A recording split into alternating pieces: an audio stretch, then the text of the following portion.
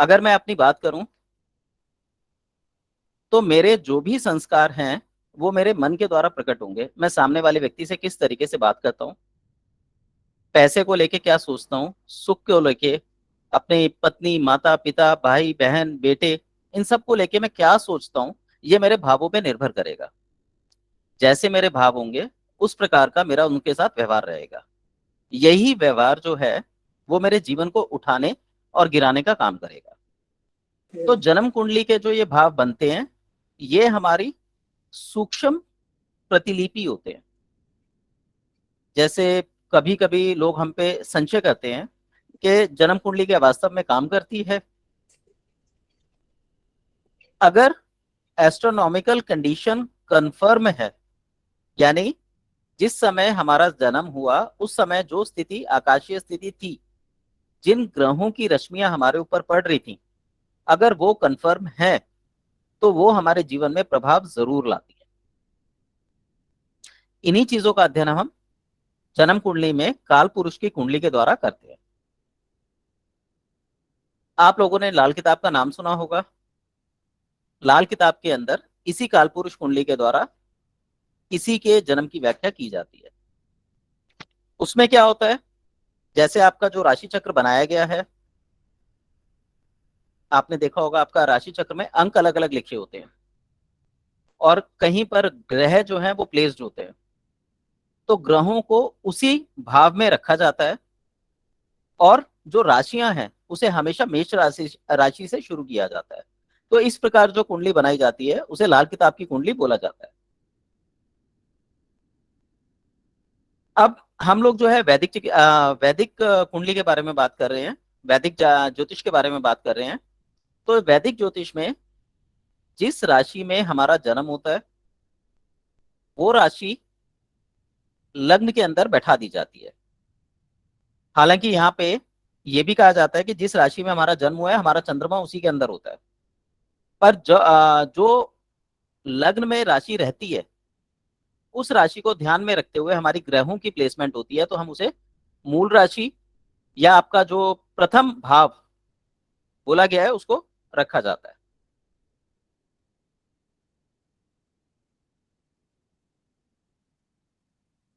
अब यहाँ पे हम लोग अ, जैसा मैंने बताया काल पुरुष की कुंडली है।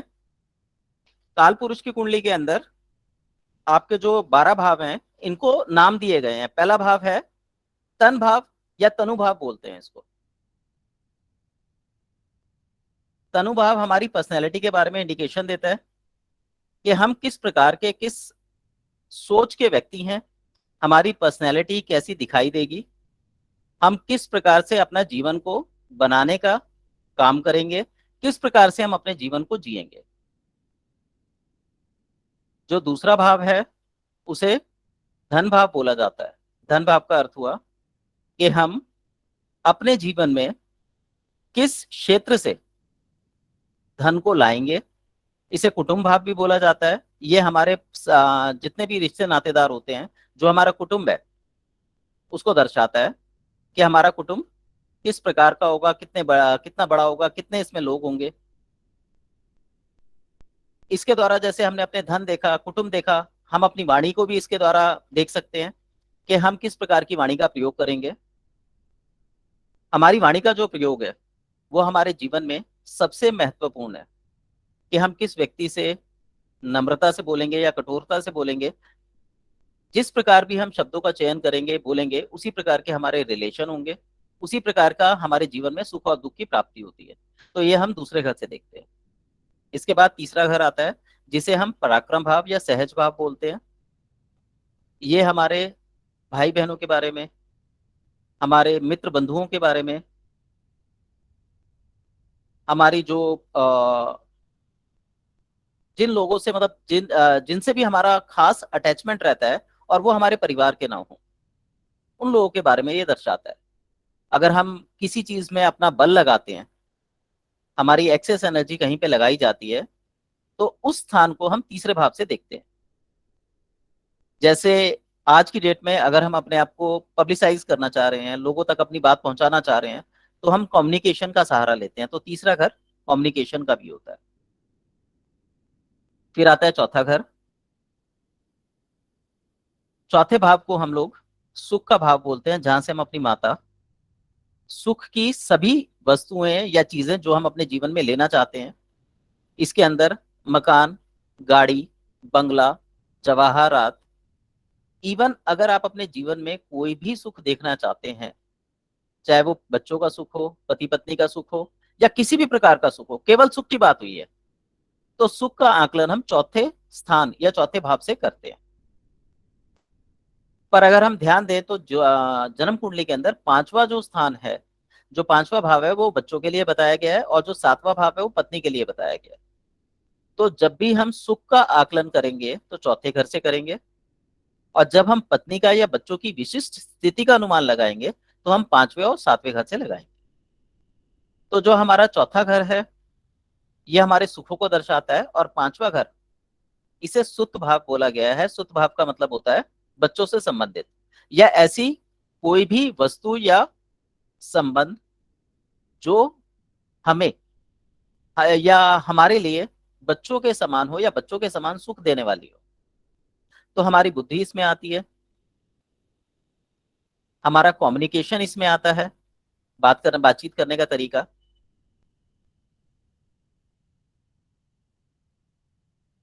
तो ये पांचवा घर बच्चों के बारे में, बुद्धि के बारे में, हमारी विद्या के बारे में दर्शाता है। इसके बाद छठा घर आता है, छठा भाव, जिसको रिपु स्थान बोला गया है। रिपु का मतलब होता है षड रिपु। षड ऋतु रिपु है काम, क्रोध, लोभ, मोह, ईर्ष्या और अहंकार। ये वो चीजें हैं जिससे मनुष्य लड़के ना तो जीत सकता है, ना ही इनसे लड़ा जा सकता है। यदि मनुष्य कोई इससे लड़ने की कोशिश करेगा तो ये ताकतवर हो जाएंगे, और यदि मनुष्य इनके आगे झुक जाता है तो भी ये ताकतवर हो जाते हैं। इसलिए इनको जीवन का सबसे बड़ा शत्रु बोला गया है। तो छठा घर, छठा भाव हमारे शत्रुओं का है, ऋण का है, रोग का है। साधारण शब्दों में इसको पागल खाना, दवा खाना, जेल खाना का स्थान भी बोला जाता है। जितनी भी छोटी मोटी बीमारियां हैं, डे रूटीन की आइटम्स हैं, डे रूटीन के कार्य हैं, या हम सुबह से लेकर रात तक जो भी काम करते हैं, वो छठे भाव से देखे जाते हैं। इसके बाद आता है सातवां भाव। सातवां भाव जो है वो हमारे पार्टनर का भाव है। हमारी लाइफ में ऐसी कोई भी वस्तु या ऐसा जीवन का कोई भी पल जहां पर हमें दूसरे सहयोगी की जरूरत पड़े, सातवें भाव से देखी जाती है। सातवां भाव हमारे लाइफ पार्टनर का, या हमारे बिजनेस पार्टनर का, या व्यापार का देखा जाता है।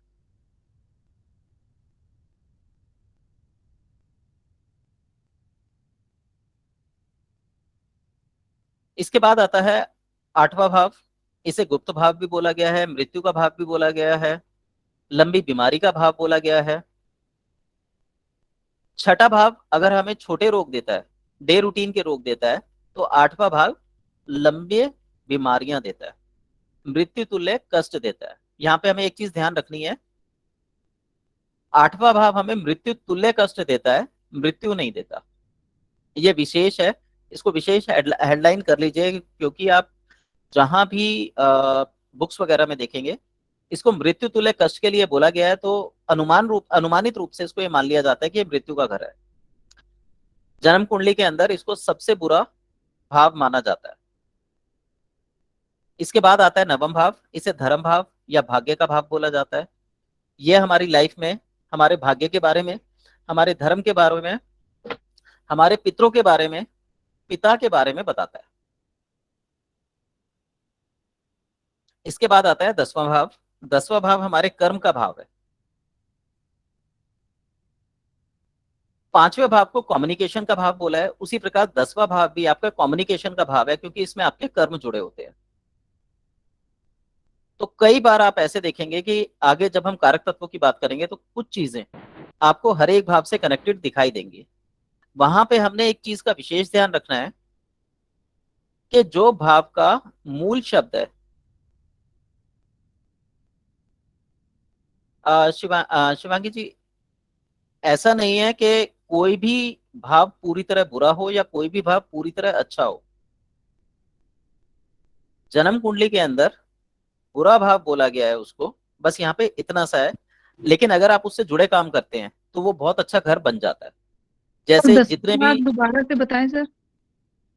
हाँ एक मिनट, जैसे जितने भी आपके गुप्त काम हैं, ये सब 8वें भाव से देखे जाते हैं।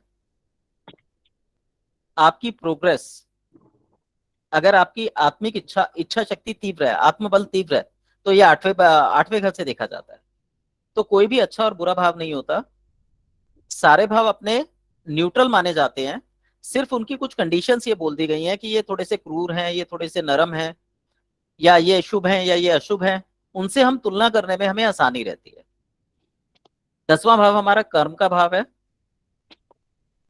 कर्म में हमारे कम्युनिकेशंस आते हैं, हमारे प्रयास आते हैं, हम जो बल लगाते हैं वो आता है। तीसरा स्थान फिर बल का हो गया।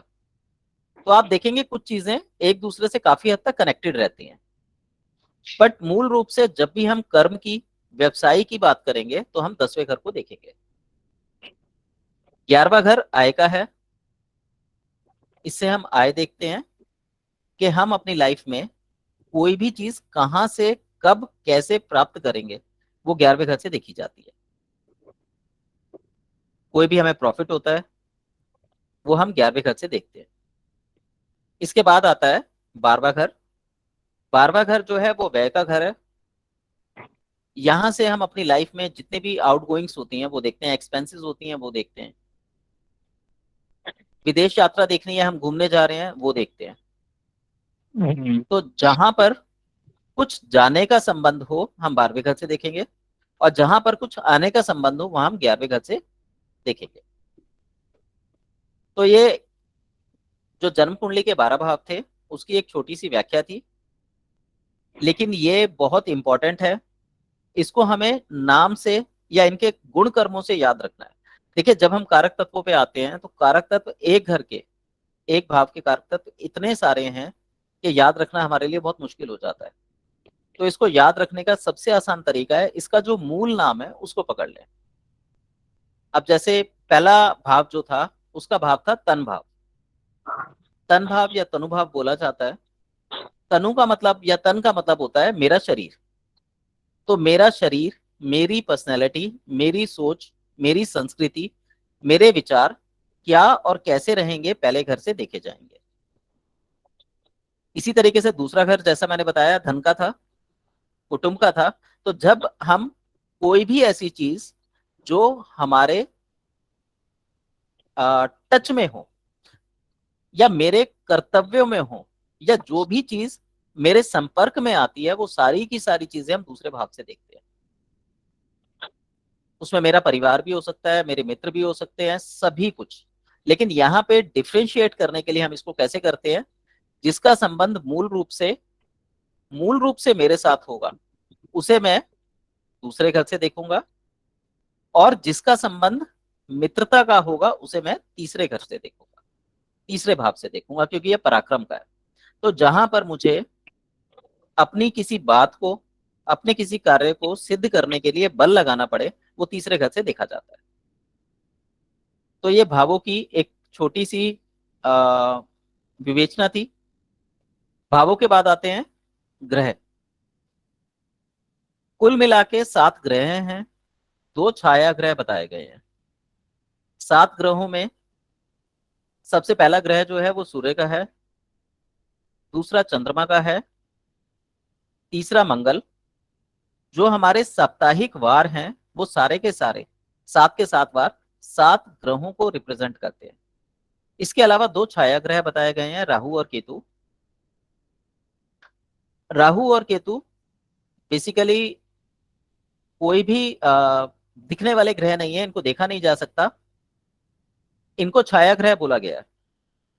यानी ये जिस ग्रह के साथ बैठेंगे उसके ऊपर अपना इम्पैक्ट छाया के रूप में डालेंगे। लेकिन इनका जो इम्पैक्ट है वो आज की डेट में बहुत ज्यादा हमारी लाइफ को अ, बहुत ज्यादा हमारी लाइफ में मतलब अपना असर रखता है।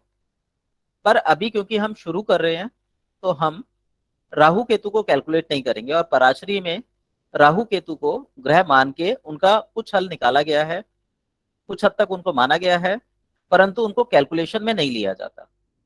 अगर हम बात करें 1940 के आसपास की, तो 1940 के आसपास जो पुराने ज्योतिषी थे वो राहु केतु के बारे में ज्यादा बात नहीं करते थे, वो 7 ग्रहों के द्वारा प्रिडिक्शन करते थे। हम यहाँ पे राहु केतु को इंक्लूड करेंगे पर आगे चल के करेंगे।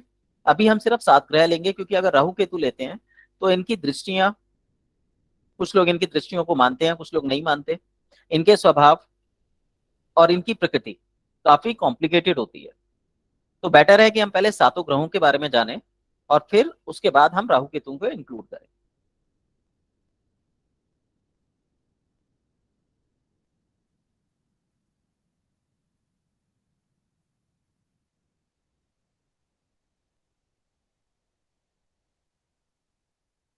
अब आप लोगों को मैंने जैसा बोला था, आप लोग एस्ट्रोसेज नामक सॉफ्टवेयर डाउनलोड कर लीजिए और आप अपनी अपनी कुंडली बना लीजिए। आपकी कुंडली में 3 चीजें मुख्य होती हैं। पहली चीज है हाउस, जो हमने देखे कि ये एंटी क्लॉकवाइज चलते हैं। काल पुरुष की कुंडली 1 2 3 4 नंबर करके चलती है, बट आपकी जो कुंडली बनी होगी उसमें लग्न में एक अंक लिखा होगा या एक राशि का अंक लिखा होगा। वो 2 भी हो सकता है, 4 भी हो सकता है, 3 भी हो सकता है, 7 भी हो सकता है। तो जो भी आपकी जन्म कुंडली में मुख्य अंक है जो लग्न में लिखा गया है, उसके बाद आगे लाइन से 12 तक लिख दीजिए सारे नंबर, और 12 के बाद 1 2 3 करके लिख दीजिए।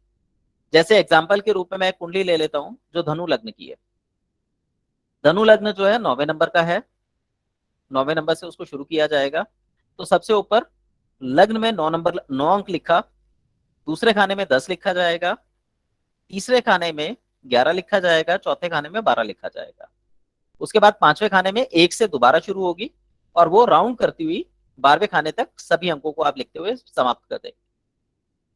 इसके बाद वहां पे आपने ग्रहों की प्लेनेटरी पोजीशंस देखी होंगी, वहां प्लेनेट बैठे होंगे, वो आपकी कुंडली में सब में अलग अलग हो सकते हैं। हम अभी राशियों को छोड़ देते हैं, हम बात करेंगे ग्रहों की। कुंडली आपके सामने है। अब हम बात करेंगे ग्रहों की। ग्रहों की स्थिति के अनुरूप, उनके व्यवहार के अनुरूप या उनके स्वभाव और प्रकृति के अनुरूप हम व्याख्या करते हैं। इसमें मैंने आप लोगों को एक स्पेशल नोट भेजा था जिसमें बताया था कि ग्रहों का जो स्वभाव है वो 2 प्रकार का होता है, एक शुभ ग्रह और एक अशुभ ग्रह। शुभ ग्रह बेनिफिक प्लैनेट्स होते हैं जो हमें हमारे लिए बेनिफिट देते हैं, इन्हें सौम्य ग्रह भी बोला जाता है। और दूसरे जो अशुभ ग्रह हैं उनको मैलेफिक प्लैनेट्स बोला जाता है। ये हमारे जीवन में कठोरता लाते हैं। अब यहाँ पे देखिए, सबसे पहले हमने बोला शुभ ग्रह। शुभ ग्रह यानी अच्छे ग्रह। अच्छे ग्रहों में आते हैं बृहस्पति, चंद्रमा, बुध और शुक्र। इसके बाद मैलेफिक प्लैनेट्स हैं, बुरे ग्रह हैं या अशुभ ग्रह हैं, कठोर ग्रह हैं, जिसके अंदर आता है शनि, मंगल, राहु और केतु। अब अशुभ ग्रह का मतलब ये नहीं है कि हमारे जीवन में अशुभता लाते हैं। ये हमारे जीवन को सिखाने के लिए, हमें जीवन में सिखाने के लिए, कठोरता लाने के लिए। कठोरता क्यों लाई जाती है हमारे जीवन में? कि अगर हमारे जीवन का कोई पक्ष कमजोर है तो उसको ठोक पीट के रास्ते पे लाने के लिए एक ग्रह होते हैं। तो इन ग्रहों में अगर एक डिसक्वालिटी है कि ये हमारे लिए अशुभता ला रहे हैं, तो एक क्वालिटी भी है कि अगर हम इन ग्रहों पर काम करें तो ये हमारे जीवन में गारंटी लेते हैं कि आप जिस पक्ष पे काम करेंगे उसमें पूर्णता आ जाएगी। तो अब यहाँ पे ये सवाल उठता है कि ये बुरे हैं या अच्छे हैं?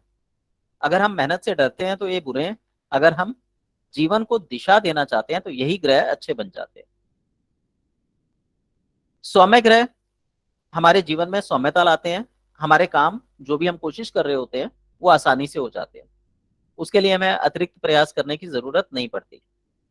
और जो कठोर ग्रह हैं वो हमारे जीवन में थोड़ी सी कठिनाई लेकर आते हैं, लेकिन साथ ही साथ गारंटी लाते हैं कि अगर आप सही तरीके से, मेहनत से, ईमानदारी से काम करेंगे तो आपके काम 100% पूरे होंगे।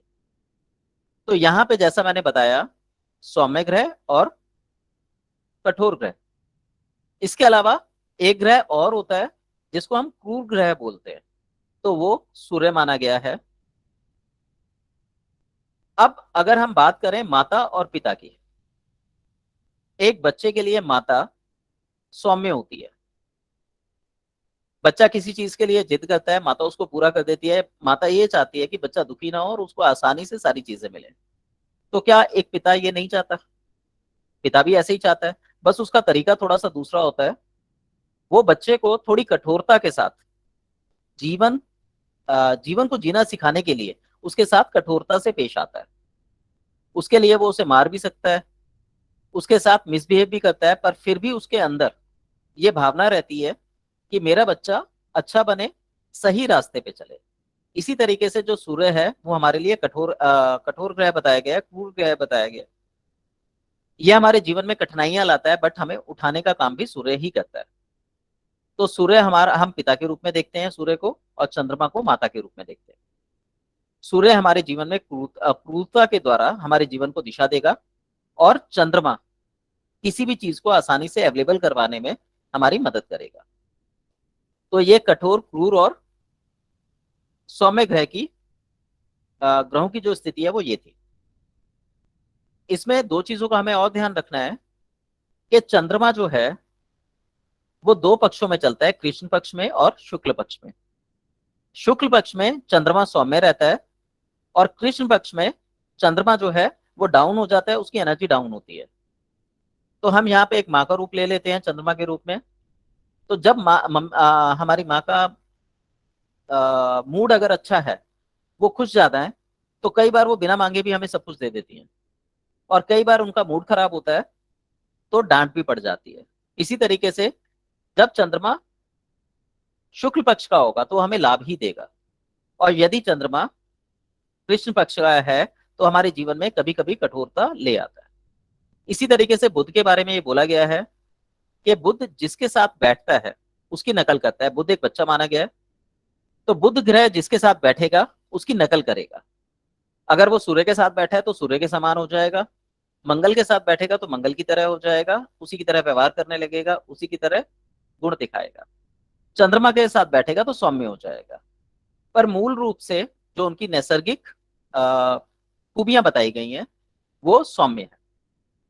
तो दो ग्रह बृहस्पति और शुक्र सौम्य ग्रह हैं। इसके अलावा दो ग्रह चंद्रमा और बुध ये भी सौम्य है, परंतु अवस्था के अनुसार कार्य करते हैं।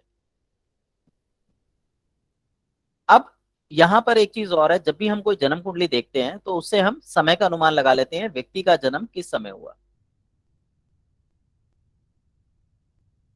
जिस भाव में हमारा सूर्य होता है उस भाव के द्वारा आप जान सकते हैं कि आपके जन्म समय कौन सा रहा। मान लीजिए सूर्य अगर लग्न में बैठा है, तो जिस मौसम की हम बात करेंगे, मतलब जिस मौसम में जन्म हुआ है उस समय का सूर्योदय का समय ले लीजिए। सूर्योदय सुबह 5:30 बजे से लेकर 6 बजे के बीच में होता है। तो 5:30 और 6 बजे के बीच में हम पहले भाव का समय मानते हैं। ये दो दो घंटे का समय होता है, 12 भाव है, 24 घंटे को कवर कर लेते हैं। जो कुंडली का लेफ्ट पोर्शन होता है वो सूर्य की स्थिति को, सूर्य की चाल को दर्शाएगा, और जो कुंडली का राइट पोर्शन होगा वो चंद्रमा की चाल को दर्शाएगा। जिस तरीके से हमारी बॉडी के अंदर दो पक्ष हैं, राइट साइड लिम्फ नोड्स को इंडिकेट करेगी और लेफ्ट साइड ब्लड को इंडिकेट करेगी, उसी तरीके से जन्म कुंडली के अंदर लेफ्ट साइड सूर्य को इंडिकेट करेगी और राइट साइड चंद्रमा को इंडिकेट करेगी। तो ये दो दो घंटे के हिसाब से गतियां चलती हैं इनकी।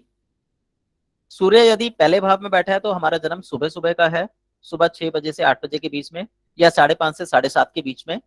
ये सर्दी और गर्मी के ऋतु के अनुसार हो सकता है। ऐसे ही अगर हमारा जन्म जो है वो 8 बजे से 10 बजे के बीच में हुआ है तो ये आपको 12वें घर में दिखाई देगा।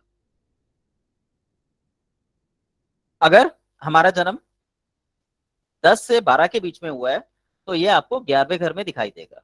तो आपका सूर्य आप देख लीजिए किस घर में बैठा हुआ है, किस भाव में बैठा हुआ है। जिस भाव में वो बैठा हुआ है वही समय आपका जन्म का समय माना जाता है। यदि आपके जन्म समय में और सूर्य में अंतर है तो जन्म कुंडली को हम गलत मानते हैं। अगर आपका सूर्य मान लीजिए 7वें घर में बैठा हुआ है तो आपका जन्म शाम का है। अगर आपका सूर्य चौथे घर में बैठा हुआ है तो आपका जो जन्म समय है वो रात का है। दो दो घंटे के हिसाब से आप इसको कैलकुलेट करके देख सकते हैं। इसी तरीके से जैसा मैंने बताया, महीने में दो पक्ष होते हैं, एक शुक्ल पक्ष और दूसरा कृष्ण पक्ष।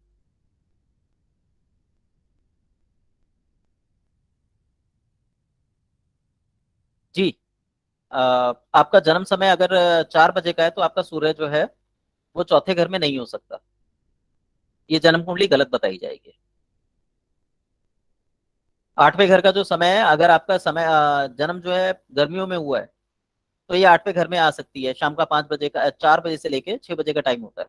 तो उस समय अष्टम भाव में सूर्य हो सकता है। और अगर ऐसा नहीं है तो ये जन्म कुंडली आपकी गलत होगी। अब हम चंद्रमा की बात करते हैं। अगर चंद्रमा सूर्य से पहले है तो वो कृष्ण पक्ष को दर्शाएगा, और चंद्रमा अगर सूर्य सूर्य के बाद है तो वो शुक्ल पक्ष के जन्म को दर्शाएगा। इस तरीके से आप जन्म कुंडली में एक बेसिक अनुमान लगा सकते हैं। आप देख सकते हैं आपका जो सूर्य और चंद्रमा में कितनी दूरी है। अगर आपका चंद्रमा सूर्य से पहले, जैसे मान लीजिए हम ये मान लेते हैं सूर्य लग्न में बैठा हुआ है और आपका जो चंद्रमा है वो पहले घर में है, तो आपकी जो जन्म हुआ है वो शुक्ल पक्ष में हुआ है। और वहीं अगर आपका चंद्रमा 12वें घर में चला गया तो आपका जन्म जो है वो कृष्ण पक्ष में हुआ है। इसी को हम उल्टा कर देते हैं। सूर्य जो है वो 7वें घर का स्वामी है, 7वें घर में बैठा हुआ है। और चंद्रमा जो है वो छठे घर में है या चौथे घर में है या तीसरे घर में है, तो जन्म कृष्ण पक्ष का माना जाएगा। और यदि चंद्रमा जो है वो 10वें 9वें 8वें घर में है तो वो शुक्ल पक्ष का माना जाएगा। इस प्रकार हम किसी भी कुंडली की जांच कर सकते हैं कि कुंडली सही बनी है या नहीं बनी। यहाँ एक बात और बताना चाहूंगा। जैसे हम लोग अभी किसी की जन्म कुंडली बनाते हैं। जैसे मैं एक एग्जांपल ले देता हूँ, किसी का जन्मदिन जो है वो 25 जुलाई 1978 का है। इंग्लिश कैलेंडर के अनुसार इसमें सूर्य की गति मानी जाती है, जबकि हम लोग ये मान के चलते हैं कि किसी व्यक्ति का जो जन्म है वो माता और पिता के संयोग से होता है, यानी उसके लिए दो पक्षों का होना जरूरी है। तो जो हिंदू कैलेंडर है, जो शक संवत है या विक्रम संवत है, उसके अंदर जो जन्म तिथि होती है वो सप्तमी अष्टमी नवमी, जो 1 से लेके 15 तक की कैलकुलेशंस होती हैं उसमें चलती हैं। जैसा शुक्ल पक्ष का चंद्रमा है या कृष्ण पक्ष का चंद्रमा है, इसके अनुसार। अगर आप ज्योतिष में हिंदी कैलेंडर का सहयोग लेते हैं तो आपकी जो भविष्यवाणी होगी वो ज्यादा एक्यूरेट रहेगी। ये मेरा थोड़ा सा एक्सपीरियंस रहा है इसके अंदर।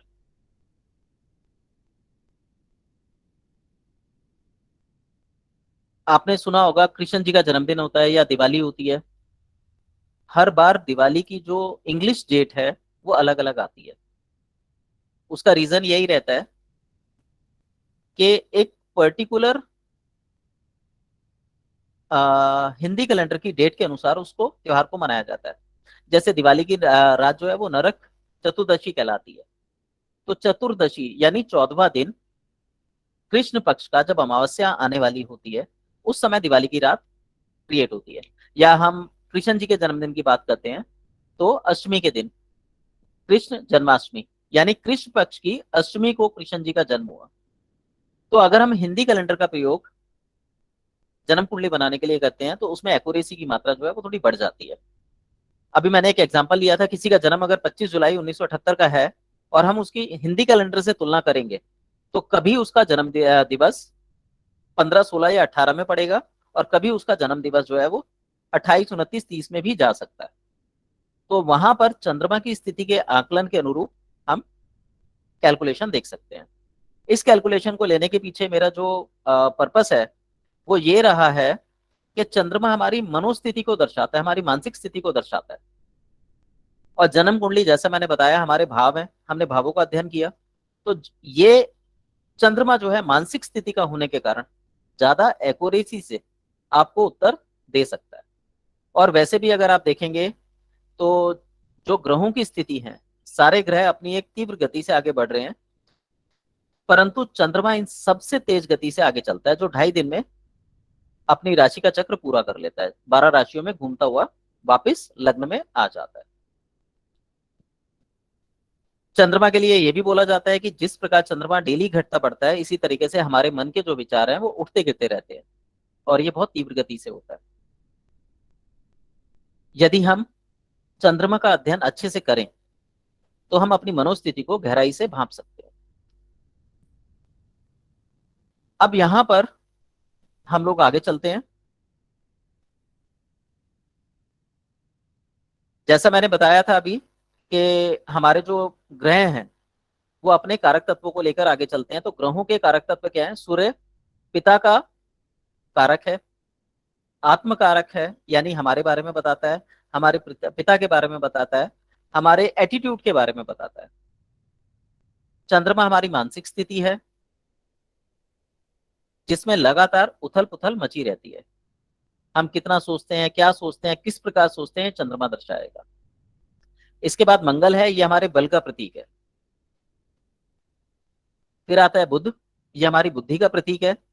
हमारी मनोदशा को, या ये कह लीजिए कि हमारा जो एटीट्यूड है उसको क्लियर करने का काम करेगा। हमारी बुद्धि के बारे में बताएगा कि हम किस तरीके की सोच के व्यक्ति हैं। फिर आता है गुरु, ये हमारी प्रतिष्ठा के बारे में या हमारे विचारों के बारे में, कि हम अच्छे विचार रखेंगे बुरे रखेंगे, उनको क्लियर करेगा। शुक्र आएगा, शुक्र जो है वो विलासता का कारक है, हमारे सुख का कारक है। शुक्र के बारे में ये बोला गया है कि ये भगवान से दूर करता है लेकिन भौतिक सुखों में लाभकारी है, यानी ये आपको भौतिकता देता है। आप अपने जीवन में शुक्र के द्वारा, जो संभावित जीवन है जो हम जी रहे हैं, इसमें शुक्र के द्वारा ही विलासता को प्राप्त करते हैं। जितने भी सुख सुविधा के साधन है सारे के सारे शुक्र देता है। पर जब हम मोक्ष की या भगवान की बात करते हैं तो इसका कोई रोल नहीं रह जाता। शनि जो है वो पीड़ादायक ग्रह है, ये हमारे कर्मों का फल देने के लिए आया है, इसलिए इसको पीड़ादायक ग्रह बोला गया है। अगर हम अच्छे कर्म करते हैं तो ये हमें अच्छे फल देगा, अगर हम बुरे कर्म करेंगे तो ये हमें बुरे फल देगा। राहु केतु जो है वो छाया ग्रह है। राहु केतु के बारे में ये बोला जाता है कि ये सूर्य के ग्रहण लगाते हैं या चंद्रमा को ग्रहण लगाते हैं। तो इनकी अवस्था इस प्रकार से बताई गई है कि ये चंद्रमा और सूर्य के इफेक्ट को कम करने का काम करते हैं। राहु सर बताया गया है और केतु धड़ बताया गया है। राहु क्योंकि सर है, वो किसी कार्य को पूरा नहीं कर सकता तो वो दिमाग चलाता है, तो इसको कपट का, छल का कारक बताया गया है। वहीं केतु क्योंकि उसके पास दिमाग नहीं है तो वो मेहनत का कारक है या भागा दौड़ी का कारक है। तो जो व्यक्ति केतु से पीड़ित होगा इधर उधर भागा दौड़ी करेगा।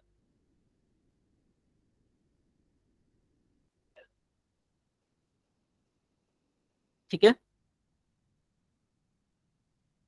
राहु फैलाव का कारक है, बाहर की दुनिया में फैलाव लाएगा, माया का कारक है, एक्सपेंडेशन का कारक है। वहीं केतु जो है वो आपको अंदर की ओर ले जाएगा। जैसे राहु अधिकतम आपको बाहर की ओर लाएगा, फैलाएगा, राहु आपको फैलाएगा, तो केतु आपको एक बिंदु पर केंद्रित कर देगा। तो ये आत्म कारक है, मोक्ष का कारक है, भगवान का कारक है, ईश्वर प्राप्ति का कारक है। अब हम यहाँ पे देखते हैं कि हमारे ग्रह किसी खाने में बैठे हैं, किसी भाव में बैठे हैं, तो उनका इनसे क्या संबंध बनता है। तो सबसे पहला मैं चाहूंगा कोई एक व्यक्ति अपना हाथ उठाए।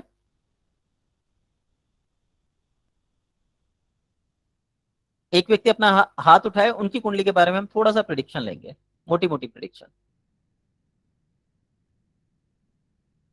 अपना माइक ऑन कर लीजिए, जसबीर जी माइक ऑन कर लीजिए। हाँ जी सर, कर लिया ऑन। Ji thank you.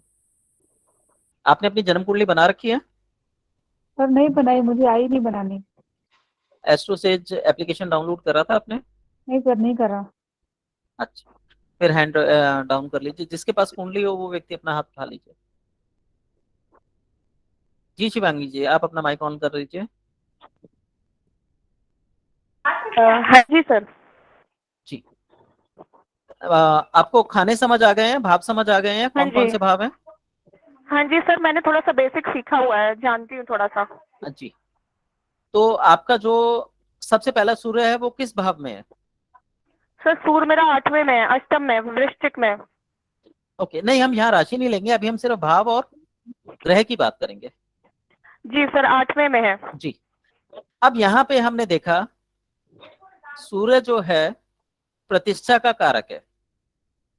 जी सूर्य जो है आत्मकारक है, सूर्य जो है पिता का कारक है। और ये किस चीज में बैठा हुआ है? ये बैठा हुआ है आठवें घर में। आठवें घर में लंबी बीमारी, रोग, मृत्यु तुल्य कष्ट। तो किसके लिए हुए? इनके स्वयं के लिए। तो जीवन में कठिनाइयां, पिता को हानि, क्योंकि पिता का, सूर्य पिता का कारक भी है और आठवें घर में बैठा हुआ है। तो या तो पिता से रिलेशन खराब रहते हैं, या पिता जो है वो बीमारी से पीड़ित रहते हैं। अ, शिवांगी जी, आप प्लीज उसमें बीच बीच में बताते रहिए जो मैं कह रहा हूँ वो ठीक है या नहीं है। अ, हाँ सर, मेरे जो फादर ओवर थिंकिंग बहुत करते हैं, स्ट्रेस लेते हैं हर बात बात पे।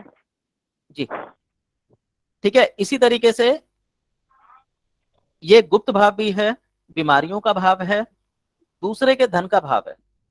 अब यहाँ पे शिवांगी जी के लिए एक चीज जैसे हम बोल सकते हैं कि ये दूसरे के धन का भाव है।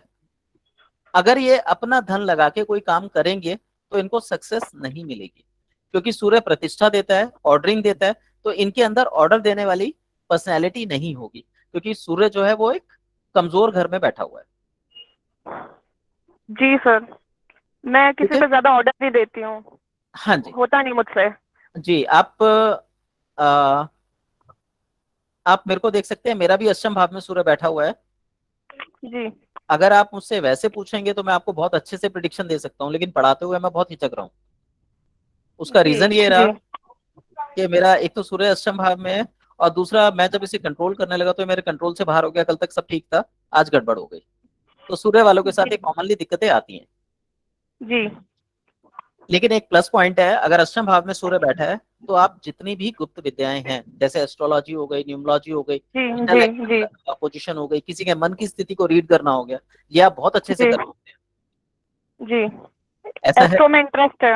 हाँ जी, मैं खाली टाइम में थोड़ा बहुत रिसर्च करती रहती हूँ अपनी कुंडली को लेके। जी, यहाँ पे एक चीज और लिख लीजिए, जो आठवां घर है वो रिसर्च का घर भी है। जी ऐसा व्यक्ति गहरी रिसर्च में जाता है। अगर ऐसा व्यक्ति रिसर्च में जाएगा तो वो ऐसी बातें निकाल के ला सकता है जो दूसरा व्यक्ति सोच भी नहीं सकता। तो गहरी जी बातों का, छिपी बातों का ये घर होता है। जी ठीक है, दूसरा घर हम लेते हैं चंद्रमा का। आपका चंद्रमा कौन से घर में बैठा हुआ है? सर, वो भी 8वें में है। अच्छा, चंद्रमा माता का घर है, तो सेम कंडीशन माता की रहेगी। इनकी मानसिक जी स्थिति जो है वो दूसरों में लगी रहेगी। ये हमेशा दूसरों के बारे में सोचेंगे कि उसका फायदा हो जाए, और जब ये ऐसा सोचेंगे तो इनको नुकसान होगा। क्या ऐसा होता है? सर, मम्मी हाँ थोड़ी इमोशनल है, जी। बहुत। यहाँ पर अब उपाय जैसा देखिए, अगर हम यहाँ पे ये कहें कि इनको कोई उपाय दें कि इनकी लाइफ सरल हो, तो मैंने यहाँ पे आपको बताया था, नोट्स में लिखा था कि ग्रहों की दो स्थिति होती है, एक निश्चित और एक अनिश्चित। जो अनिश्चित स्थिति है उसका उपाय निकाला जा सकता है, जो निश्चित है उसको बदला नहीं जा सकता, उसको अलाइन किया जाता है। तो इनका चंद्रमा और सूर्य अगर बचपन से ही अष्टम भाव में है तो इसका मतलब ये हुआ कि जीवन भर इससे पीड़ित रहने वाले हैं। अब हम इसके कितने भी उपाय निकाल लें, ये उपाय कभी सक्सेसफुल नहीं होंगे। तो यहाँ हमें क्या करना होगा कि इनकी लाइफ को इस खाने से अलाइन कर दिया जाए। अगर हम इनकी लाइफ को इस खाने से जोड़ते हैं तो इनकी लाइफ बैलेंस हो जाएगी, और सारी चीजें जो इनके फेवर में नहीं है इनके फेवर में अपने आप आ जाएंगी। तो ये ज्योतिष का एक खूबसूरत पहलू है कि हम उपायों के द्वारा या अलाइनमेंट के द्वारा किसी के भी जीवन में परिवर्तन ला सकते हैं। ठीक है। जी अभी हमने चंद्रमा और इसके बारे में बात करी, अब हम बात करते हैं मंगल के। मंगल किस भाव में बैठा हुआ है आपका? 9वें में। नवम में। नवम भाव जो होता है वो पैतृक भाव है, धर्म का भाव है, जी इसके अलावा भाग्य का भाव है। और मंगल है बल का कारक, यानी जहां हम बल लगाने की बात करेंगे वहां पे हम मंगल की बात करेंगे। तो इसका मतलब ये हुआ कि इनका जो भाग्य है, इनको अपने भाग्य में कुछ भी पाने के लिए, अपनी जिंदगी में कुछ भी पाने के लिए बहुत ज्यादा मेहनत करने की जरूरत होगी। पर साथ ही साथ गारंटी है कि जिस चीज पे ये काम करेंगी उसे अचीव कर सकती हैं। जी आप क्या करते हैं शिवानी जी? सर, मैं डॉक्टर हूँ। तो उसके लिए आपने कितनी मेहनत करी? बहुत। और लोगों से ज्यादा मेहनत करनी पड़ी आपको या उनसे कम मेहनत करनी पड़ी डॉक्टर बनने के लिए? सर है, बहुत है, मेहनत तो बहुत है मेडिकल फील्ड में, स्ट्रगल चलता ही रहता है। जी। मतलब आपको कुछ भी पाने के लिए, भाग्य को अपने वश में करने के लिए अतिरिक्त मेहनत करने की जरूरत है। अगर एक आदमी 10% मेहनत करके कोई चीज आसानी से पा सकता है, तो आपको उसी काम को करने के लिए लगभग 30-40% एक्स्ट्रा मेहनत करनी होगी। जी, जी, है ऐसा। ऐसे ही है जी। जी। अब हम बात करते हैं बुध की। बुध के बारे में ये बोला जाता है, बुध जिसके साथ बैठता है वैसा व्यवहार करता है। और दूसरा, जिस घर में बैठेगा आपका सारा ध्यान उस घर में लगा रहेगा। तो आपका बुध कहाँ बैठा हुआ है? सर मेरा बुध भी 8वें में, बुध, बृहस्पति, शुक्र ये तीनों सब 8वें में है ये। बुध, बृहस्पति, शुक्र सब 8वें में है। जी। और आप डॉक्टर हैं, जी। तो आप रिसर्च फील्ड से जुड़े हुए हैं या सिर्फ डॉक्टरी से जुड़े हुए हैं? सर प्रैक्टिस करती हूँ, क्लिनिकल है मेरा। क्लिनिकल प्रैक्टिस है। आप रिसर्च पे क्यों नहीं ट्राई करते? आपका रिसर्च बहुत अच्छा जाएगा। अच्छा सर। हाँ, और चलिए हम प्रिडिक्शन पे तो बाद में आएंगे। कोई और व्यक्ति जिनके ग्रह थोड़े अलग अलग बैठे हो, ताकि हम अच्छे से समझ सकें इसको।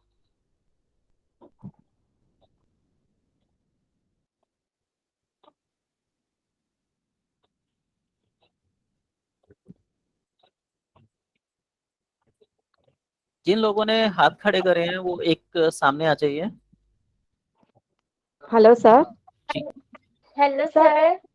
सर मेरी कुंडली है ना, वो लग्न कुंडली भी है, उसमें चंद्र राशि भी है और नवमास कुंडली है। नहीं, नवमांश नहीं चाहिए अभी हमें, अभी हम सिर्फ तो लग्न कुंडली की बात करेंगे। लग्न कुंडली ना सर? हाँ तो है सर, मेरे पास ही है। तो क्या सूर्य बताओ सर? जी, सूर्य बताइए। सूर्य एक पर है, सूर्य और बुध दोनों साथ में है सर। हाँ, इसमें एक सूत्र लिख लीजिए। हाँ सूर्य बोलिए। और बुध लगभग एक खाने आगे पीछे ही होते हैं। या तो बुध जो है सूर्य के साथ बैठा मिलेगा, या उससे एक खाना आगे पीछे मिलेगा। इसी तरीके से शुक्र जो है, या तो सूर्य से एक खाना आगे पीछे होगा, या सूर्य के सॉरी, दो खाने आगे पीछे होगा, या सूर्य के साथ होगा। ठीक है। कुछ चीजें फिक्स होती हैं जो लगभग घटती हैं। तो हम जब जन्म कुंडली देखते हैं, तो उसे देख के अनुमान लगा सकते हैं कि जन्म कुंडली में सत्यता है या नहीं है। कई बार होता है कि कैलकुलेशन की मिस्टेक की वजह से ग्रह की स्थितियां बदल जाती हैं। चलिए, आपके लग्न में सूर्य बैठा हुआ है। ठीक है। लग्न जो है वो हमारा तन का, हमारे मन का, हमारी ऊर्जा का भाव है। और सूर्य अपने आप में ऊर्जा का स्रोत है। तो ऐसा व्यक्ति जिसके लग्न में सूर्य बैठा होगा, यह डोमिनेटिंग पर्सनैलिटी होगा, लीडरशिप क्वालिटी से युक्त होगा, और जीवन में सूर्य के समय पर विशेष तरक्की करेगा। ये सर मेरी बेटी की कुंडली है एक्चुअली। अच्छा, देखिए, जब दशाएं लगती हैं और दशाओं में जब सूर्य की दशा लगेगी, वो उसके जीवन के लिए विशेष रहेगी। सूर्य एक नियम पे चलने वाला देवता है। सुबह समय से उठता है और एक निर्धारित पथ पर ही आगे बढ़ रहा है, और समय से डूब जा रहा है। तो ऐसा व्यक्ति जिसके लग्न में सूर्य होगा, उसकी सारी लाइफ जो है वो एक सेटल्ड और एक नियम पे चलने वाली लाइफ होगी। हालांकि इसमें एक ड्रॉबैक भी है। सूर्य ऊर्जा का स्रोत है, तो ऐसा व्यक्ति उत्तेजित स्वभाव का होता है, क्रोधी स्वभाव का होता है, और अपने हिसाब से सब चीजों को ढालना चाहता है। यदि चीजें उसके अनुसार नहीं घटी, तो व्यक्ति परेशान हो जाता है, या उत्तेजित हो जाता है, गुस्सा हो जाता है। दूसरा एक ये है कि जो सूर्य होता है, उसके अंदर सुबह एनर्जी बहुत हाई रहती है, क्योंकि सुबह सूर्य उग रहा है, तो एनर्जी बहुत हाई होती है। शाम आते आते वो थक जाता है, या ये कह लीजिए कि उसकी एनर्जी जो है वो डाउन हो जाती है। तो ऐसे व्यक्ति को रात को जल्दी सुला देना चाहिए। ये उपाय भी है सूर्य का, ये सूर्य अच्छा रहे, और इसके अलावा उस व्यक्ति की सही से एनर्जी यूटिलाइज हो, इसके लिए उस व्यक्ति को शाम को जल्दी सुलाया जा सकता है। सूर्य, जैसा मैंने बताया, प्रतिष्ठा का कारक है, स्वयं का कारक है, और पहला घर वो भी हमारा है, अपना है, उत्तेजना का है। तो ऐसा व्यक्ति जिसका सूर्य लग्न में बैठा हुआ है, वो व्यक्ति जीवन में अपने बारे में अच्छे से सोचेगा, थोड़ा सा क्रोधी स्वभाव का होगा, क्रूअल स्वभाव का होगा, पर बुरा किसी का नहीं करेगा। पर ऐसा व्यक्ति दूसरे के लिए डोमेटिक पर्सनैलिटी का होता है, वो दूसरे को अपने कंट्रोल में रखना चाहता है। यदि वो ऐसा नहीं कर पा रहा, तो वो परेशान हो जाता है। तो ऐसे व्यक्ति को उपाय के रूप में आप ये कह सकते हैं कि आप थोड़ा जल्दी सो जाइए। अगर वो सही समय पर सही नींद लेगा, तो उसकी जो पर्सनैलिटी है वो ज्यादा निखर कर सामने आएगी। इसके बाद चंद्रमा, चंद्रमा इस स्थान पे बैठा हुआ है। हाँ सर, चंद्रमा चंद्रमा नौवां स्थान पे है। 9वें स्थान पे बैठा हुआ है चंद्रमा। हाँ, प्लूटो और 9वां, चंद्रमा दोनों साथ में है। सॉरी, प्लूटो और चंद्रमा। प्लूटो नहीं, हम मूल रूप से 7 ग्रह लेंगे, यूरेनस, नेपच्यून और प्लूटो इनको छोड़ देंगे अभी। ओके, तो नौमा में है सर जी, चंद्रमा। चंद्रमा 9वें घर में बैठा हुआ है। 9वां घर, घर जो है वो धर्म का, भाग्य का है। चंद्रमा एक सौम्य प्लेनेट है, तो भाग्य इस लड़की का बहुत अच्छा रहेगा, पैतृक आशीर्वाद मिलेगा, सारे काम जो भाग्य से संबंधित हैं आसानी से पूरे हो जाएंगे। इसके अलावा जो भी 9वें आने से संबंधित चीजें या कार्य हैं, क्योंकि वहां चंद्रमा बैठा हुआ है, सारी चीजें आसानी से उसको मिलेंगी। यहाँ पे एक सूर्य लिखिए,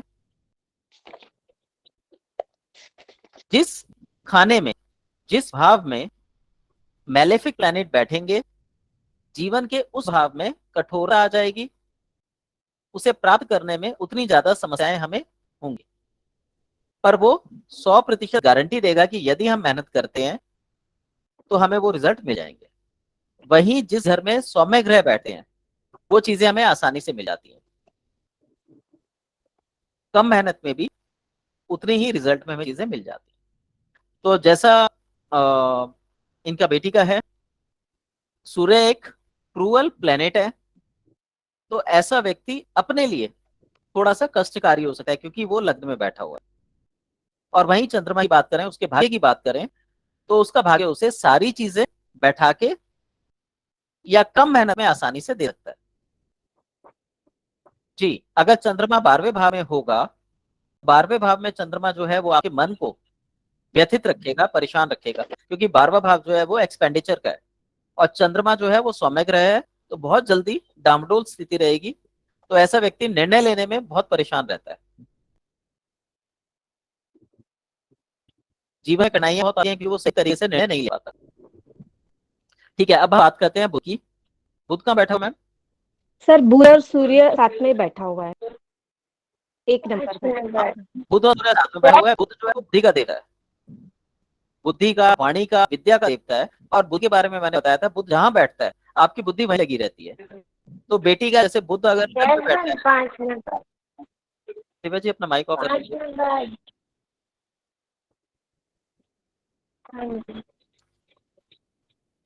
बुध जो है वो बुद्धि का देवता है, तो बेटी की बुद्धि जो है, दिमाग जो है वो अपनी पर्सनैलिटी को ग्रूम करने में लगाएगा। वो हमेशा अपनी डेवलपमेंट के बारे में, अपनी विद्या के बारे में, अपनी ग्रोथ के बारे में सोचेगी। उसके लिए वो हर प्रकार का जो भी संभव प्रयास होगा, क्योंकि तनु भाव में बैठा है, स्वयं के भाव में बैठा है, तो वो उस प्रयास को लगातार जीवन भर करके आगे की ओर बढ़ेगी। तो ये कुंडली ये बताती है कि ऐसे व्यक्ति की कुंडली जीवन में केवल उठान की ओर जाती है, नीचे नहीं आती। क्या ऐसा है मैम? यस सर, मेरा बेटे का ऐसा ही है सर। मैम बेटी का है, बेटे का है? बेटा सर। अच्छा, बेटे की सर, कुंडली है, तो हाँ सर। ट्यूनिंग में लगा रहेगा वो हमेशा। या सर, वेरी ट्रू सर, बराबर है। वही वही सब चीज सोचता रहता है, आगे बढ़ने के लिए सोचा रहता है, कुछ जी, नया तो वो करने लाइफ के लिए में सोचता हमेशा है। आगे की ओर बढ़ेगा, और जितना ज्यादा आगे बढ़ता जाएगा उसकी लाइफ उतनी इजी होती चली जाएगी। अब हम बात करते हैं मंगल की। मंगल किस हाँ। स्थान पे बैठा हुआ है? हाँ सर, मंगल 12वां में है। मंगल 12वें में है। मंगल और शुक्र दोनों साथ में है सर। जी, मंगल और शुक्र 12वें में है। पहले हम मंगल की बात करते हैं। मंगल जो है वो बल का कारक है, यानी वहां पे हमें एक्स्ट्रा एफर्ट्स करने की जरूरत है। अब यहाँ पे अगर हम एक चीज देखें, तो 12वां भाव एक्सपेंडिचर का है, और मंगल बल लगाने का कारक है। यानी ऐसा व्यक्ति जिसका 12वें घर में मंगल बैठेगा, वो अपने एक्सपेंडिचर को कंट्रोल करके रखेगा, बिना वजह का खर्चा नहीं करेगा। अब यहाँ पे उल्टी प्रिडिक्शन हो गई। प्रिडिक्शन उल्टी क्यों हुई है? क्योंकि मंगल बल लगाएगा, और 12वां कारक है एक्सपेंडिचर का। तो या तो वो बहुत ज्यादा खर्चीला होगा, हाथ बिल्कुल नहीं रोक पाएगा, या फिर वो बिल्कुल भी खर्चा नहीं करेगा, हाथ रोक के चलेगा। अब यहाँ पे हम ये देख सकते हैं कि उस व्यक्ति का, जिसकी ये कुंडली है, बातचीत करने का तरीका किस प्रकार का है। अगर वो कम बातचीत करेगा, क्योंकि बुध उसमें बैठा हुआ है लग्न में, तो बुद्धि ग्रोथ में लगी है, तो ऐसा व्यक्ति अपनी ग्रोथ के लिए फालतू का पैसा व्यय नहीं करेगा। तो यहाँ पे ये बोला जा सकता है कि जो मंगल है वो यहाँ पर एक्सपेंडिचर को रोकने का काम करेगा। तो अगर ये आप जो है उनको खर्चे के लिए भी पैसा देंगे तो वो उसको रोक के रखेगा कि कभी जरूरत पे पैसा काम आएगा। क्या ऐसा है? नहीं सर, अभी तो छोटा है, अभी तो 8th स्टैंडर्ड में है। अच्छा, फिर तो बहुत छोटा हो गया। यहाँ हाँ पे एक सर। चीज और बोलना चाहूंगा, शुक्र बैठा हुआ है इसका। अगर आप इसका अच्छा भाग्य चाहते हैं तो इसको विदेश में या तो एजुकेशन दिलाइए या विदेश में सेटल कर दीजिए, तो ओके, तो इसके लिए विदेश में जाएगा तो सर उसका अच्छा होगा फ्यूचर। बहुत अच्छा होगा। और मुझे ये पूछना था सर, उसके लिए कौन सी लाइन उसके लिए बेस्ट होगी? मैम लाइन के लिए हमें राशि भी देखनी पड़ेगी, वो हम फिर उस पर बाद में डिस्कस करेंगे। Okay okay sir. ठीक है, हमने ये देख लिया। अब आते हैं हम गुरु के ऊपर। गुरु कौन से घर में है? गुरु और राहु 10वें में है सर। गुरु और राहु 10वें में है। 10वां घर होता है हमारा कर्म का, और गुरु जो है एक सौम्य प्लेनेट है। इसका मतलब वो कर्म के अंदर अपना बेहतर प्रदर्शन कर सकता है। इसके बाद गुरु प्रतिष्ठा दिलाता है, तो ये जिस भी क्षेत्र में जाएगा उस क्षेत्र में अच्छी या प्रतिष्ठित जॉब करेगा या प्रतिष्ठा को प्राप्त करेगा। और राहु क्योंकि इसके साथ बैठा है गुरु के साथ, राहु का काम है छल या माया या फैलाव। तो जो भी चीज ये करेगा उस चीज के अंदर वो राहु जो है वो फैलाव कर देगा। तो अगर ये किसी कंपनी में जाता है, कंपनी में जॉब करता है, तो इसे एक अच्छी प्रतिष्ठित जॉब मिलेगी और राहु उसके फैला देगा। तो इसका मतलब यह हुआ कि अपने फील्ड में एक नामी गिरामी हस्ती बनेगा। और वहीं अगर हम बात करें गुरु की अशुभता की, अगर गुरु अशुभ हुआ तो ऐसी अवस्था में वो अपनी कंपनी में ऊंचे पद पर तो रहेगा लेकिन नाम खराब हो जाएगा, क्योंकि अवस्थाएं दोनों बनती हैं, अच्छा भी हो सकता है बुरा भी हो सकता है। हम अपने कर्मों के द्वारा अपनी जन्म कुंडली को व्यवस्थित करते हैं, या हम ये भी कह सकते हैं कि जन्म कुंडली के प्रभाव में हमारी व्यवस्था चलती है। तो यहाँ पे हम गुरु के अंशों को देख लेते हैं। 1 से लेके 10 तक अंश कमजोर माने जाते हैं, 10 से 20 तक बहुत अच्छे माने जाते हैं, और 20 से 30 तक मध्य माने जाते हैं। आप उनके अंश बता सकते हैं, गुरु कितने अंशों पे हैं? हाँ गुरु ना उसके सर, हाँ बता हूँ। गुरु 27 है सर, 27 और 6। 27 अंशों पे हैं। इसका मतलब हाँ ये सर। हुआ कि व्यक्ति का गुरु काफी बलवान है। तो व्यक्ति इंटरनल नॉलेज से, मतलब उसके अंदर आंतरिक ज्ञान बहुत ज्यादा होगा, और यस इस सर, उम्र में भी वो ज्ञान वाली बातें करता होगा। 100% सर। हाँ जी। ठीक है, तो ऐसे व्यक्ति जिसका गुरु जो है 27 अंशों पे है, ये व्यक्ति कर्म में रुचि नहीं लेता, ये काम कम करेगा बट बुद्धि के काम ज्यादा करेगा और दूसरों के लिए हमेशा नेक रहेगा। तो अपने आप ही समय आने पर प्रतिष्ठा बहुत अच्छी मिलेगी। थैंक यू ठीक है, सर। वेलकम। और इसके बाद जो है हमारा कोई ग्रह रह गया तो शनि सर, शनि। जी, शनि जो है वो दुख 5वें पीड़ा में और है। भय का कारक है। तो 5वें घर में बैठा है। 5वां घर संतान का, बुद्धि का, सॉरी, हाँ, 5वां घर जो है संतान का, बुद्धि का और एजुकेशन का कारक होता है। तो शनि जिस स्थान पर बैठता है उस स्थान पर कठिनाई ला देता है। अब 5वें घर में ये चीजें हैं तो संतान प्राप्ति में दिक्कत हो सकती है, विद्या प्राप्ति में दिक्कत हो सकती है, बच्चे का मन पढ़ाई में बिल्कुल नहीं लगेगा। और अगर आपने जबरदस्ती बच्चे को पढ़ाने की कोशिश करी तो बच्चा आपसे दूरी बना सकता है। यहाँ आप सब लिख सकते हैं कि यदि 5वें घर में शनि बैठा हो तो बच्चे को कभी भी जबरदस्ती एजुकेशन की तरफ ना धकेलें। बच्चा नॉलेजेबल होता है, एजुकेशन अलग चीज है।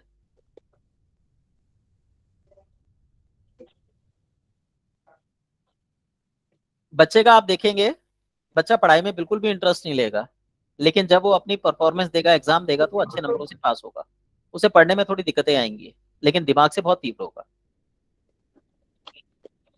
ऐसे बच्चे पे कभी भी जबरदस्ती से उसे पढ़ाए ना, बल्कि उसके साथ अगर आप उसे पढ़ाना चाहते हैं तो उसके साथ मिलके पढ़ें। तो ऐसी अवस्था में वो पढ़ लेगा। और यहाँ पे एक दोष भी क्रिएट होता है। ऐसे बच्चे को जिसके 5वें भाव में शनि बैठा हो, जबरदस्ती पढ़ाने के स्थान पर उसके साथ खुद मेहनत करनी चाहिए तो बच्चा पढ़ जाएगा। और बच्चा जितना ज्यादा पढ़ता जाएगा उसकी लाइफ उतनी इजी होती जाएगी। 100% सर। हाँ जी, मुझे बैठना ही पड़ता है, अगर मैं नहीं बैठूंगी तो वो पढ़ाई नहीं नहीं पढ़ करता है सर। पाएगा। 100% तो कोशिश है कीजिए सर। कि कम से कम वो ग्रेजुएशन जरूर करें, क्योंकि जिनका बृहस्पति इतना एक्टिव होता है उनकी एजुकेशन कम रह जाती है या एजुकेशन में कठिनाइयां बहुत आती हैं। और यहाँ पे वैसे भी पढ़ाई में बैठने, तो अच्छा है सर, लेकिन वो बैठने के लिए आलस करता है अभी। अब जब ये मैम अगर करता आप है तो साथ लेके बहुत अच्छा बैठेंगे कर लेता है। तभी पढ़ हाँ पाएगा वो। हाँ सर, बराबर है। आपको हार्ड वर्क करना पड़ेगा उसकी पढ़ाई के लिए। वो काफी नॉलेजेबल है, बट अच्छा एजुकेशनल हो, इसमें कठिनाई आएगी। तो वो एक अच्छा व्यापारी बन सकता है, अच्छा व्यक्ति है, अच्छा व्यक्ति बन सकता है, बट एजुकेशन को लेके उसको समस्याएं आ सकती हैं। तो एजुकेशन पे ध्यान दीजिए। अब यहाँ पे क्या है, यहाँ पे हम उपाय निकाल सकते हैं, जैसे मैंने बताया था निश्चित और अनिश्चित। तो यहाँ पे ये अनिश्चित ग्रह बैठे हुए हैं। अब यहाँ पर इनका उपाय निकाला जा सकता है। तो बच्चे को डेली कम से कम 11 बार गायत्री मंत्र या 21 बार गायत्री मंत्र का जाप कराइए, एजुकेशन में मन लगेगा बच्चे का। Thank you sir. तो इस तरीके से हम लोग छोटी छोटी व्याख्याएं केवल घर, मतलब भाव और ग्रह को देखकर कर सकते हैं। जो ग्रह हैं वो जिस प्रकार का नेचर अपनी लाइफ में रखते हैं या अपने लिए कारक तत्वों को रखते हैं, और जिस घर में बैठेंगे उन दोनों की कनेक्टिविटी से हम किसी भी कुंडली की आसानी से प्रिडिक्शन कर सकते हैं। आज का हमारा जो टॉपिक्स हैं वो सारे आगे पीछे हो गई हैं, बिकॉज मैं इसको कंट्रोल नहीं कर पा रहा था। तो कल से मैं कोशिश करूंगा कि मैं इसको अलाइन करके सारा पढ़ाऊं। अगर आप में से कोई कुछ पूछना चाहें तो पूछ सकते हैं, नहीं तो आज की हम क्लास जो है वो क्लोज करते हैं। सर मेरे बेटे का केतु है ना 4 नंबर पर है। मैम केतु जो है वो इसका है आपका, जैसा मैंने बताया था, केंद्र केंद्र करता है। तो जिस स्थान पर केतु बैठता है, केतु उससे विरक्ति पैदा कर देता है। ये सुख का स्थान है, माता का स्थान है, और खुशी का स्थान है। Thank you Isha ji, but मुझे लग रहा है मेरी परफॉर्मेंस आज की ज्यादा अच्छी नहीं रही, बल्कि बहुत खराब गई है। केतु जो सर है आप वो कितनी क्लासेस लेंगे और क्या क्लासेस डेली ली जाएंगी? सर इसका फ्राइडे सैटरडे संडे 3 दिन की क्लास रहेगी, फिर next Friday Saturday Sunday. Sir Sunday वो और ऐप का नाम क्या बोले थे सर? सॉरी सर ऐप का नाम क्या बोले थे सर? मैम, मेरा नाम दिनेश धनगर है। मैं नेचुरोथेरेपिस्ट हूँ और सर दिल्ली में 2 क्लिनिक है। सर ये कुंडली देखने का ऐप सर। कुंडली देखने का ऐप जो है वो AstroSage, ASTRO ASTRO says SHTE। जी जी भक्ति जी, आप बेटे की बात हो रही थी केतु के लिए। हाँ केतु जिस सर। स्थान पर बैठता है वहां से विरक्ति पैदा कर देता है। तो आपके बेटे का जो है वो सुख भाव में केतु बैठा हुआ है, तो यहाँ पर वो आपसे विरक्त हो सकता है। सुख संपत्ति में उसका कोई रुचि नहीं होगी। यहाँ पर थोड़ा सा विशेष ध्यान देने की जरूरत पड़ेगी, और क्योंकि यहाँ से जो बृहस्पति बैठा है वो सप्तम दृष्टि से भी इसको देख रहा है, चौथे घर से। ऐसी अवस्था में विरक्ति होना लाजमी है। तो आप विरक्ति के लिए, उपाय के लिए उसको थोड़ा सा ऐसा रखें कि आगे चल के इस चीज को वो ना करें, विरक्ति में ना जाए। इसके लिए जरूरी है कि आप उसको राधा कृष्ण की पूजा करें। उसको राधा अभिषेक कृष्ण में डाल, कैसे करना है सर? राधा कृष्ण की पूजा यानी हमें वैष्णव है सर हम लोग, तो हमारे घर पे पुष्टि सेवा होती है कृष्ण जी की, श्री जी बाबा की। आप उनके जो दोनों का रूप होता है श्री जी इसमें, बाबा, हाँ कृष्ण भगवान का ही रूप है सर। लेकिन इसमें आपने जो पूजा करवानी है ना, वो जैसे हमारे देवी और देवता इकट्ठे होते हैं, कृष्ण जी राधा जी की इकट्ठी पूजा, या जी की माँ लक्ष्मी की एक साथ हो, या शिव भगवान की माता पार्वती की एक साथ हो, यानी दोनों का विग्रह एक साथ रखा जाए। घर में जो लगाएंगे वो भी सिंगल देवता के ना लगाए। तो वो सर पूजा कहाँ पे करनी पड़ेगी सर? घर में ही आप जो नॉर्मल पूजा करते हैं, तो बच्चे को बस नॉर्मल आदत डाल दीजिए कि वो श्री विग्रह की एक साथ पूजा करे, एक साथ पूजा करें, जैसे राधा कृष्ण शंकर पार्वती। एक साथ करे पूजा। और उसको एक ये हैबिट डालिए, अगर वो अलग अलग पूजा करेगा, जैसे सिर्फ भगवान शंकर की कर ले या सिर्फ माँ लक्ष्मी की कर ले, तो वो एक पक्ष में चला जाएगा।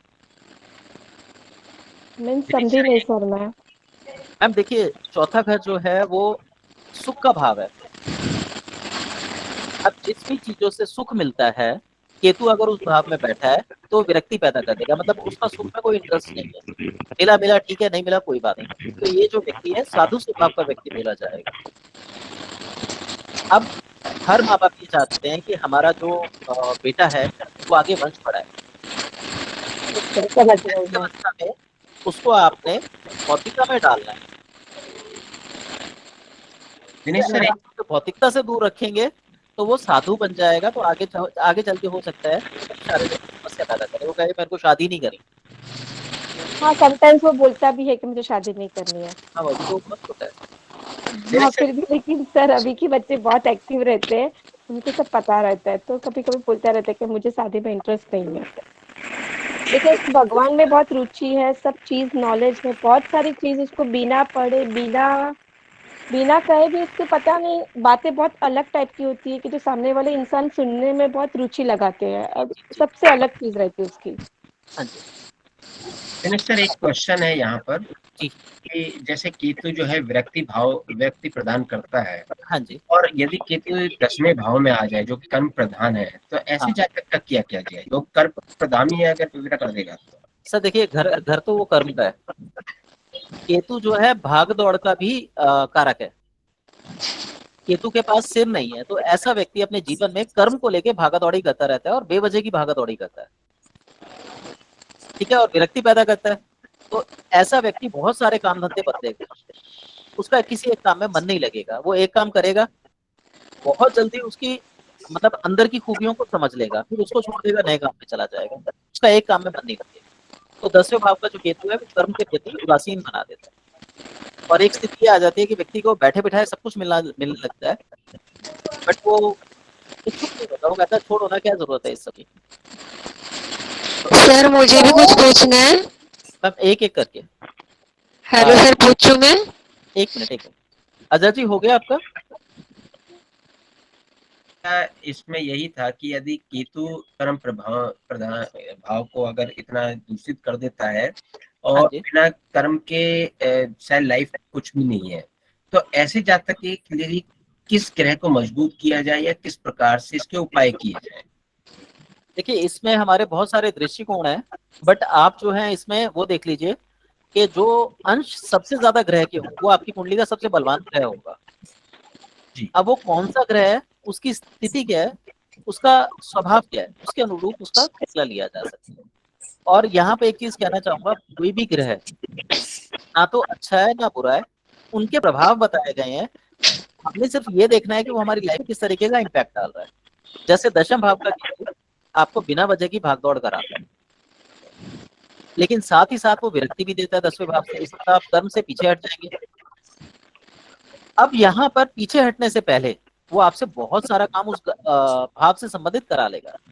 मान लीजिए आपका केतु 10वें भाव में है, तो आप अपने जीवन में आपने मशीनरी में हाथ डाला तो आप उसके मास्टर बन जाएंगे, मास्टर बनने के बाद आप उसको छोड़ देंगे, फिर आप डालेंगे दूसरी किसी लाइन में हाथ, उसके मास्टर बन जाएंगे, उसको छोड़ देंगे, मतलब मास्टर बनने से पहले की स्थिति जो होगी आप उससे पहले उस स्थिति को छोड़ देंगे। तो आपके पास बेसिकली नॉलेज बहुत सारी होगी, क्योंकि आपके पास बहुत सारी नॉलेज है तो आप पैसा कमाने की बजाय पैसा बनाने में बिलीव करेंगे, तो केतु का लक्षण। इसके अलावा और भी ग्रहों की स्थिति देखी जाएगी, केतु कहाँ कहाँ बैठा हुआ है, सॉरी बाकी ग्रह कहाँ कहाँ बैठे हुए हैं, तो उससे उसी तरीके के कार्य आप अपनी लाइफ में करेंगे। बट ये फैक्ट है कि अगर 10वें में केतु बैठ गया है तो आप एक काम में नहीं ले सकते, आपकी मल्टीपल मल्टीपल काम आप सक्सेस आपको पूरी तरह केतु किसी भी लाइफ फील्ड में नहीं दे देगा, लेकिन ये जरूर देगा कि आपको कभी भूखा नहीं मरने देगा। आपको जब पैसे की जरूरत होगी, जहां से जरूरत होगी या जिस चीज की जरूरत होगी वो आपको अवेलेबल करा देगा, तो उससे संबंधित बिना प्रयास के दे देगा। तो ये कमी भी है और स्थिति भी है। सर अगर केतु लगन की कुंडली हो तो क्या इफेक्ट होते हैं? मैम केतु को लगन में काउंट नहीं किया जाता, केतु एक छाया ग्रह है, ठीक है, हम ओके, लग्न में केतु बैठा है। हाँ, अगर लगन में केतु बैठे तो इसकी कुंडली फिर कौन सी भाव की मानी जाएगी? जैसे भाव तो प्रथम ही माना जाएगा, लग्न भाव माना जाएगा ना, क्योंकि लगन में बैठा हुआ है। हाँ, तो मतलब जी। अब केतु जैसा मैंने बोला व्यक्ति करता है, तो आपको अपने आप से प्यार नहीं होगा। आपको जो मिल जाए, जैसा मिल जाए, आप उसको सहज स्वीकार कर लेंगे।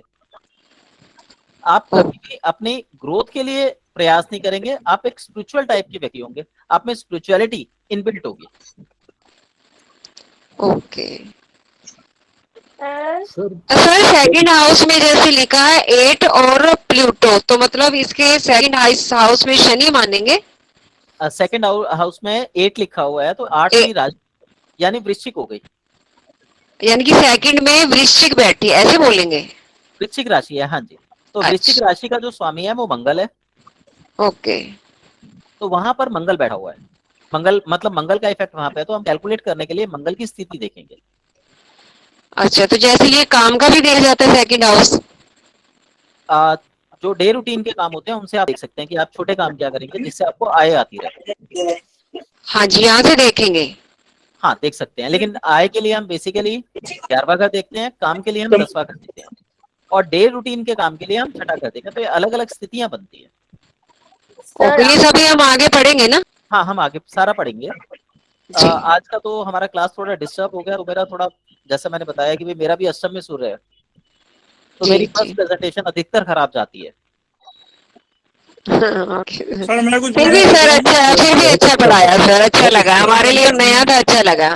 बहुत अच्छा था सर, आपका बहुत जी। अच्छा लगा, काफी ज्ञानवर्धक है।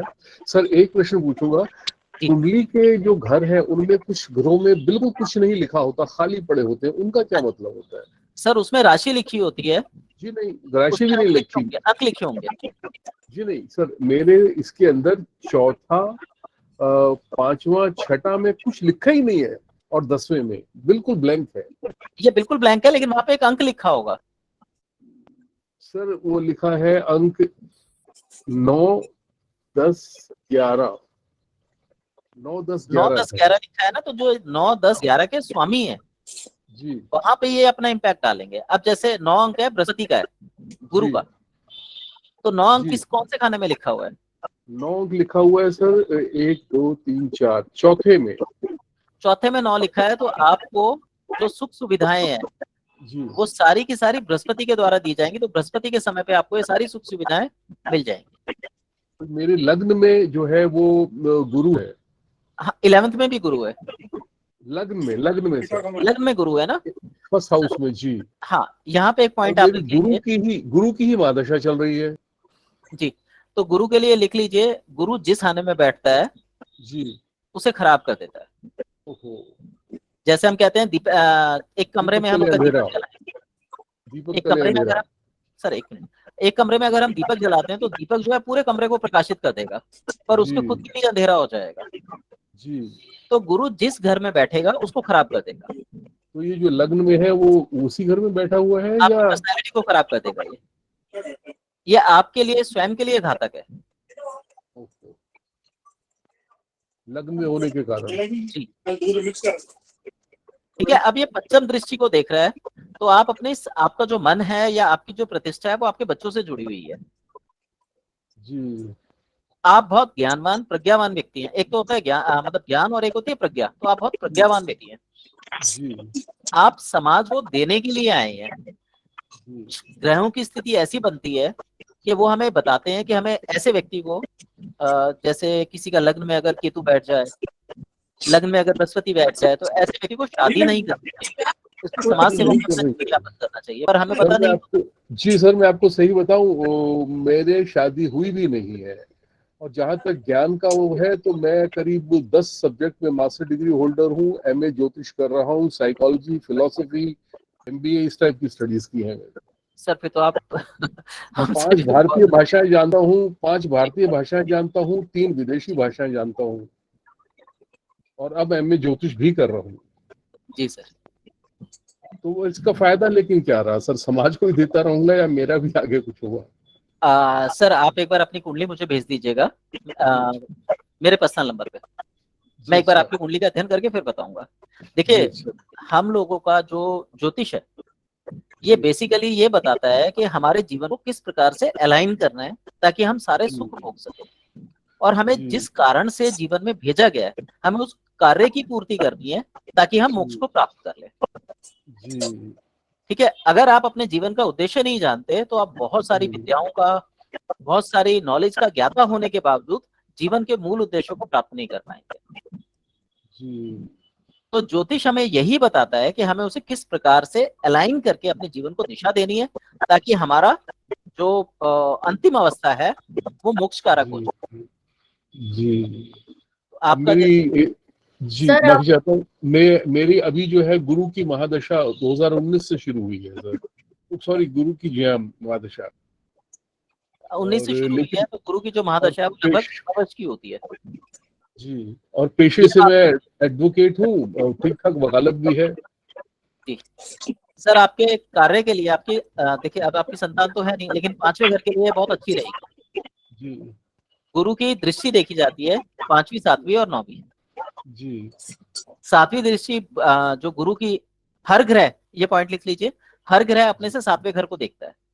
जी अच्छा, हर ग्रह अपने से 7वें घर को देखता है। जी ठीक है, तो वहां पे 100% रिजल्ट रखता है। जी तो अच्छा आपका 7वां घर और आपका खुद का घर यानी लग्न दोनों खराब है।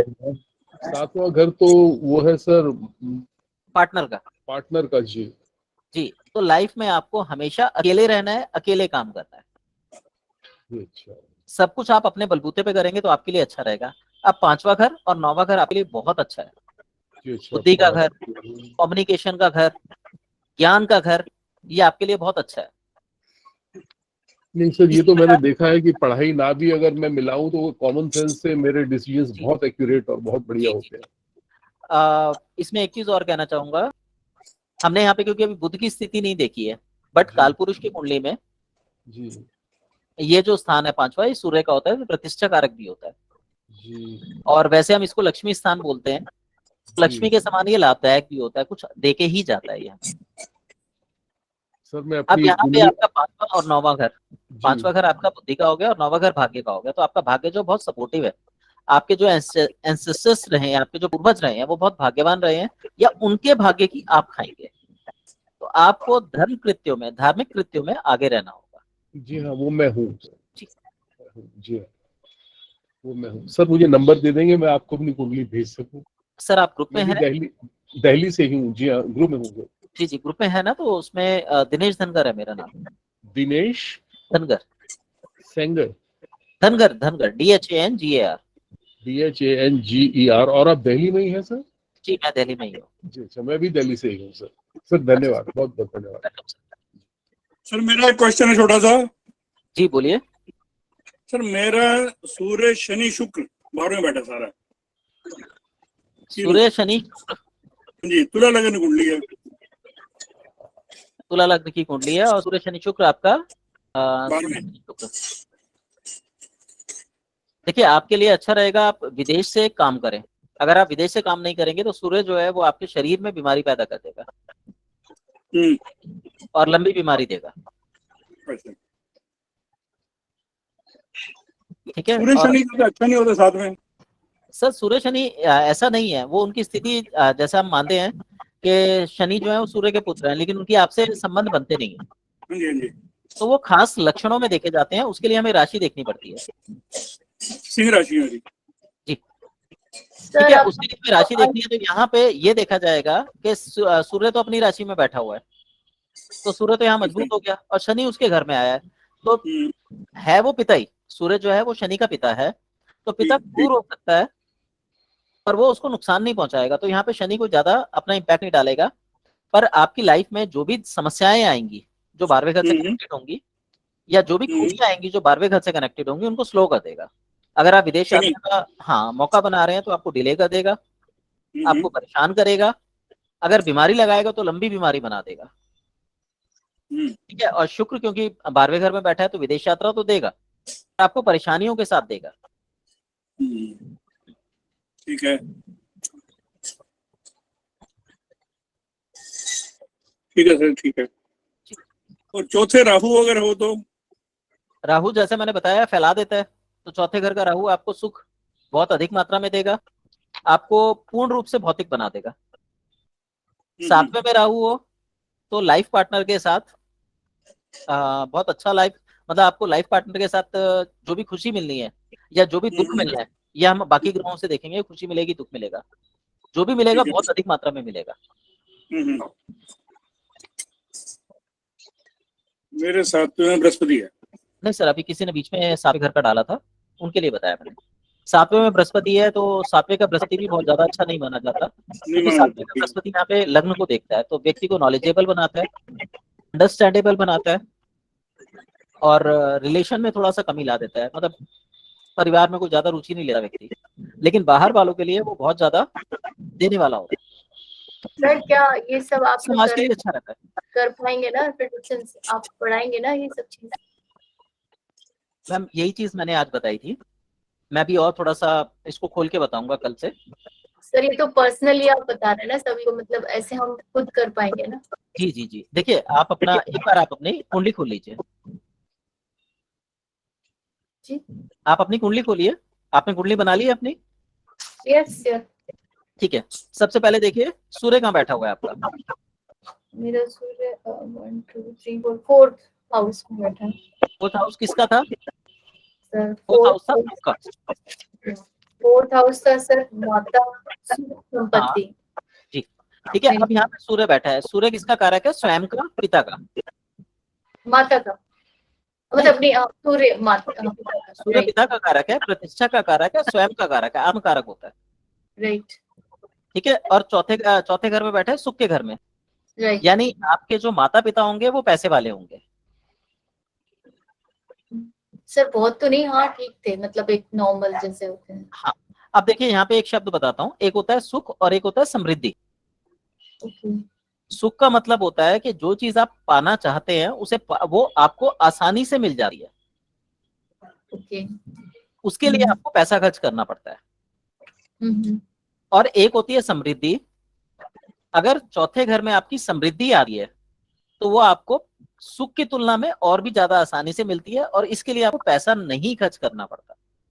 सर हाँ, ये सेकंड वाली बात ट्रू है, बट फर्स्ट नहीं। ठीक है, अब मान लीजिए आपके माता पिता गरीब हैं, पर वो आपको किसी चीज की कमी नहीं रहने देंगे, तो ऐसी अवस्था में यही बोला जाएगा कि आपके जो माता पिता हैं वो अमीर हैं। ये जरूरी नहीं है कि हमारे पास पैसा है, मेन ये जरूरी है कि हम उसे खर्चने की हिम्मत रखते हैं। Okay sir. ठीक है, तो सर, आपका जो सूर्य है वो सुख के भाव में बैठा है, इसका मतलब ये है कि आपको माता पिता के द्वारा सुख प्राप्त होगा, क्योंकि पिता सर, पैसे, हाँ एक मिनट, पिता पैसे वाले होंगे तभी आपको सुख मिलेगा ना आसानी से। Yes sir. और जब आपकी डिपेंडेंसी हस्बैंड पे चली जाएगी तो आपके हस्बैंड भी पैसे वाले होंगे, तो आपके लिए कहा जा सकता है आप भाग्यवान है, जिस घर में आप जाएंगे वहां पे समृद्धि खुद चल के आएगी।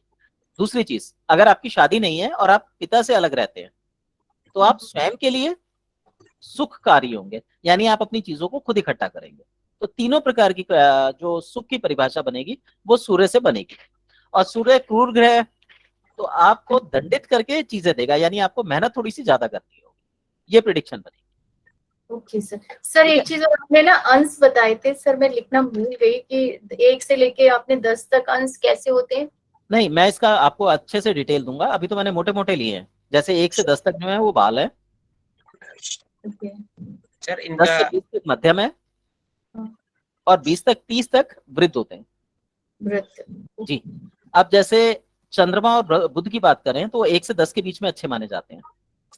मंगल सूर्य की बात करें तो वो 10 से 20 के बीच में अच्छे माने जाते हैं। बृहस्पति शनि की बात करें तो वो 20 से 30 के बीच में बहुत अच्छे माने जाते हैं।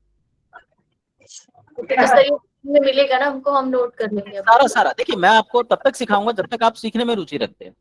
Sir thank you sir, thank you. Sir एक प्रश्न मेरा उत्पन्न हो रहा है, इन्हीं के जो चतुर्थ सूर्य है उसको देखते हुए हाँ कि जी, जातक तो भाग्यशाली हो गया कि उसे माता पिता के द्वारा पूरा सुख प्राप्त हो रहा है, कि चाहे माता पिता कहीं से भी ला कर दें और उसकी पूर्ण इच्छाओं को पूर्ण कर रहे हैं।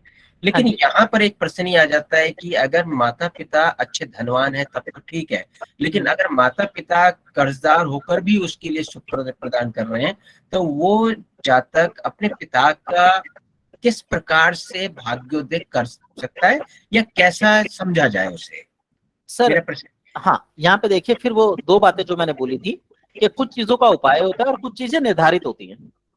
तो ये कुंडली देखने के बाद ही अनुमान लगेगा कि माता पिता को मतलब सुख की प्राप्ति हो सकती है उपाय के द्वारा, या उनको इसी तरीके का जीवन इसको देने के लिए मिला है।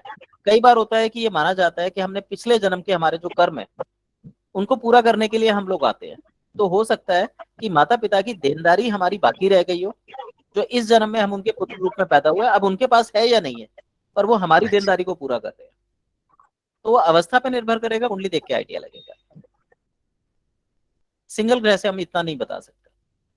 ये तो जो उनको समस्या आई थी कि भाई कैसे कैलकुलेट करेंगे, जैसे आप बता रहे हैं कैसे कैलकुलेट करेंगे, तो सिंपली मैंने उसको लिया था कि भाई सूर्य ले लीजिए और यहाँ ले लीजिए, तो हम उसको कैलकुलेट कर पा रहे हैं कि सुख का भाव है और सूर्य बैठा है। सपोज कि चतुर्थ भाव में सूर्य, चंद्र, बुध और राहु चारों ग्रह चतुर्थ भाव में मेष राशि के हैं, मतलब नहीं, मकर राशि छोड़ दीजिए, अभी राशि लेते ही कैलकुलेशंस बदल जाती हैं जी। अभी हम सिर्फ घर और ग्रह लेंगे। ठीक है। अब देखिए सूर्य बैठा है, प्रतिष्ठा कारक हो गया, मिलेगा। चंद्रमा बैठा है, आसानी से मिलेगा।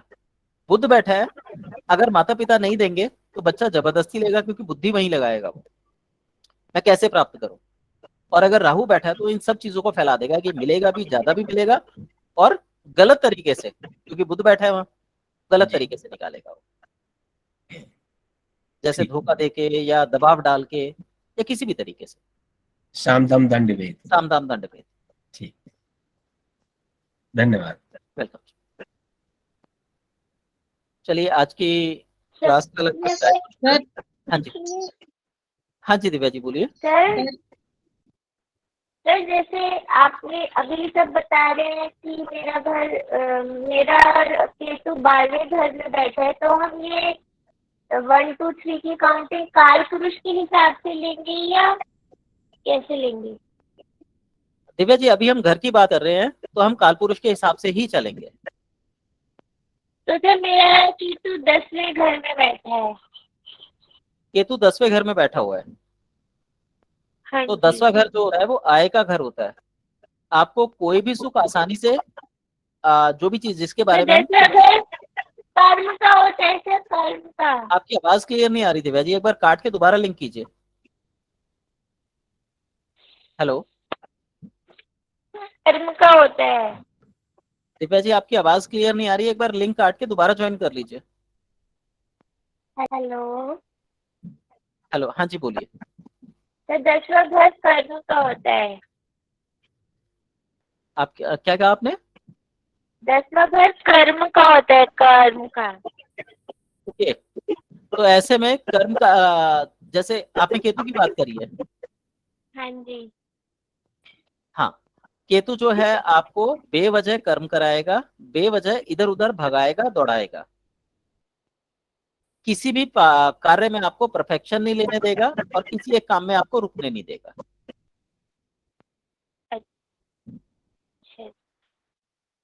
तो मुझे क्या करना चाहिए?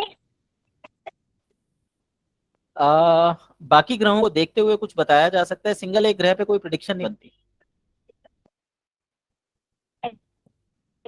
ठीक है sir, thank you sir. Mahesh ji आप कुछ पूछ रहे थे? महेश जी, हाँ जी, आप कुछ पूछना चाहते थे? नहीं कुछ था एक, लेकिन कैसे हो तो फिर वही हो जाएगा। मैंने मेन वही पूछा, चौथे राहु और ये सूर्य शनि का। अच्छा, राहु और सूर्य का? नहीं, मेरा शनि और पता है ना, शनि सूर्य शुक्र 12 बैठे हैं और चौथे में राहु है। अच्छा सर, कुंडली की प्रेडिक्शन मत पूछिए, अभी हम सिर्फ उसको एक समझने के लिए पूछा था ना, इसके वजह से पूरा नहीं पूछा ना मैंने। अच्छा, इसलिए ये दो चीजें मुझे डाउट था थोड़ा सा कि ये नुकसान करती हैं। सर कोई भी चीज अच्छी बुरी नहीं है, वो बाकी चीजों पे भी निर्भर करेगी। अच्छा ठीक है, आगे जैसे जैसे क्लासेस होंगे मैं आपके सारे डाउट्स क्लियर कर दूंगा। नितिन आप कुछ पूछना चाह रहे हैं?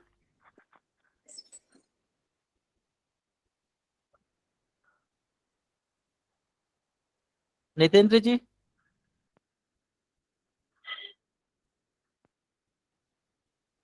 ओके, डॉली जी आप कुछ पूछना चाह रहे हैं? हाँ जी सर, नमस्कार सर।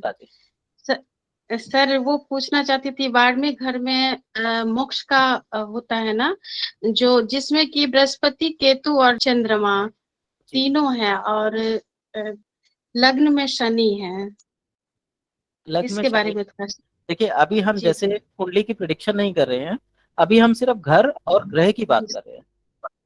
अच्छा सर। 12 घर जो है वो कीड़ा का घर माना गया है, एक्सपेंडिचर का घर माना गया है। जी सर। तो बृहस्पति अगर वहां बैठ रहा है तो आपकी प्रतिष्ठा जो है वो कमजोर हो जाएगी। आप अगर मेहनत ज्यादा करेंगे, लोगों की मदद करेंगे, तब भी आप पे लोग भरोसा नहीं करेंगे। जी सर। ठीक है? आप दूसरे के लिए पूरा मतलब जैसे हम कहते हैं ना कि कलेजा भी निकाल के रखेंगे, तब भी वो आपको रिस्पेक्ट नहीं करेंगे, जी सर। जी सर। क्योंकि बृहस्पति बैठा हुआ है वहां पे, और बृहस्पति के साथ बैठा हुआ है जी सर, चंद्रमा केतु। भी। केतु और चंद्रमा भी है। अब चंद्रमा जी बैठा सर। हुआ है, इसका मतलब ये है कि आपका जो मन है वो हमेशा व्यथित रहेगा। आप किसी चीज पे कंसंट्रेट नहीं कर पाएंगे, छोटी छोटी बातों से आप बहुत जल्दी मानसिक रूप से कमजोर पड़ जाएंगे या त्रस्त हो जाएंगे। जी सर। और इसी के साथ तीसरी जो चीज बन के आती है वो ये है केतु है, ये आपको आत्मकेंद्रित कर देगा। तो आपके पास आत्मज्ञान बहुत ज्यादा होगा, पर आप अपनी बात दूसरे को अच्छे से समझा नहीं पाएंगे। जी सर। जी सर, बिल्कुल। ठीक है, आप एक बहुत भले और नेक इंसान है, पर लोग आपको ना तो भला समझेंगे ना नेक समझेंगे, वो आपको गलत या उल्टे दृष्टिकोण से देखेंगे। जी सर, बिल्कुल सही। हाँ जी। अब यहाँ पे क्या है, आप 12वें घर के काम को अपनी लाइफ में ले आइए, 12वें घर का प्रयोग करना चालू कर दीजिए, क्योंकि इसका उपाय एकमात्र यही है कि आप ऐसे व्यक्ति को जो आपके कल्चर से डिफरेंट हो, उस व्यक्ति को अपनी बात समझाइए, वो अच्छे से समझेगा और आपको रिस्पेक्ट भी मिलेगी और वो सब चीजें मिलेंगी जो आप जीवन में पाना चाहते हैं। जी सर। जी सर। ठीक है। ठीक है सर। हाँ, लेकिन बाकी ग्रहों की स्थिति देखिए और अच्छे से बताया जा सकता है। ठीक है सर। ठीक है सर। Thank you sir. जी वेलकम। विकास त्रिपाठी जी, आप कुछ पूछना चाहते हैं? सर 7th हाउस में केतु कैसा हुआ सर? 7th हाउस पार्टनरशिप का आपने बताया था जी, केतु 7th कैसा हाउस जो है वो पार्टनर का है। जी। तो केतु जो है विरक्ति देता है, तो ऐसा व्यक्ति अपने लाइफ पार्टनर पे ज्यादा फोकस नहीं करता, या अच्छा। उसकी जो तरक्की है वो लाइफ पार्टनर पे डिपेंड करती है। अगर लाइफ पार्टनर रिचुअल होगा, हम ये कह सकते हैं कि वो रिचुअल्स को फॉलो करता है, रूढ़िवादी है, और व्यक्ति के अनुसार अपना पहनावा रखता है, यानी जो भी जिस व्यक्ति का 7वें घर में केतु बैठा हुआ है और उसकी वाइफ या हस्बैंड उस व्यक्ति के अकॉर्डिंग कपड़े पहनता है, अपने जीवन को यापन करता है, तो ऐसा व्यक्ति जीवन में बहुत तरक्की करता है। नहीं तो ऐसे व्यक्ति को जीवन में बहुत कठिनाइयों का सामना करना पड़ता है।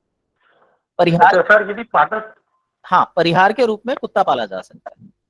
जी सर, मैं ये पूछेगा पार्टनरशिप वाली बात है कि 7th हाउस में तो पार्टनरशिप भी देखेंगे ना सर? जी जी जी, सारी चीजें पीड़ित हो जाएंगी, पार्टनरशिप भी, लाइफ पार्टनर भी, सब पीड़ित कर देगा केतु। यदि बिजनेस पार्टनर होगा तो उसमें भी प्रॉब्लम आएगी सर? सर अगर राहु हो 7वें घर में? 7वें घर में राहु हो तो फैला देगा, माया देगा, धोखा देगा, पीड़ा देगा, ये सारे लक्षण देगा। तो यहाँ पर जो पार्टनर होगा उसकी अवस्था और उसकी कुंडली के अनुसार कुछ व्याख्या की जाएगी। ओके।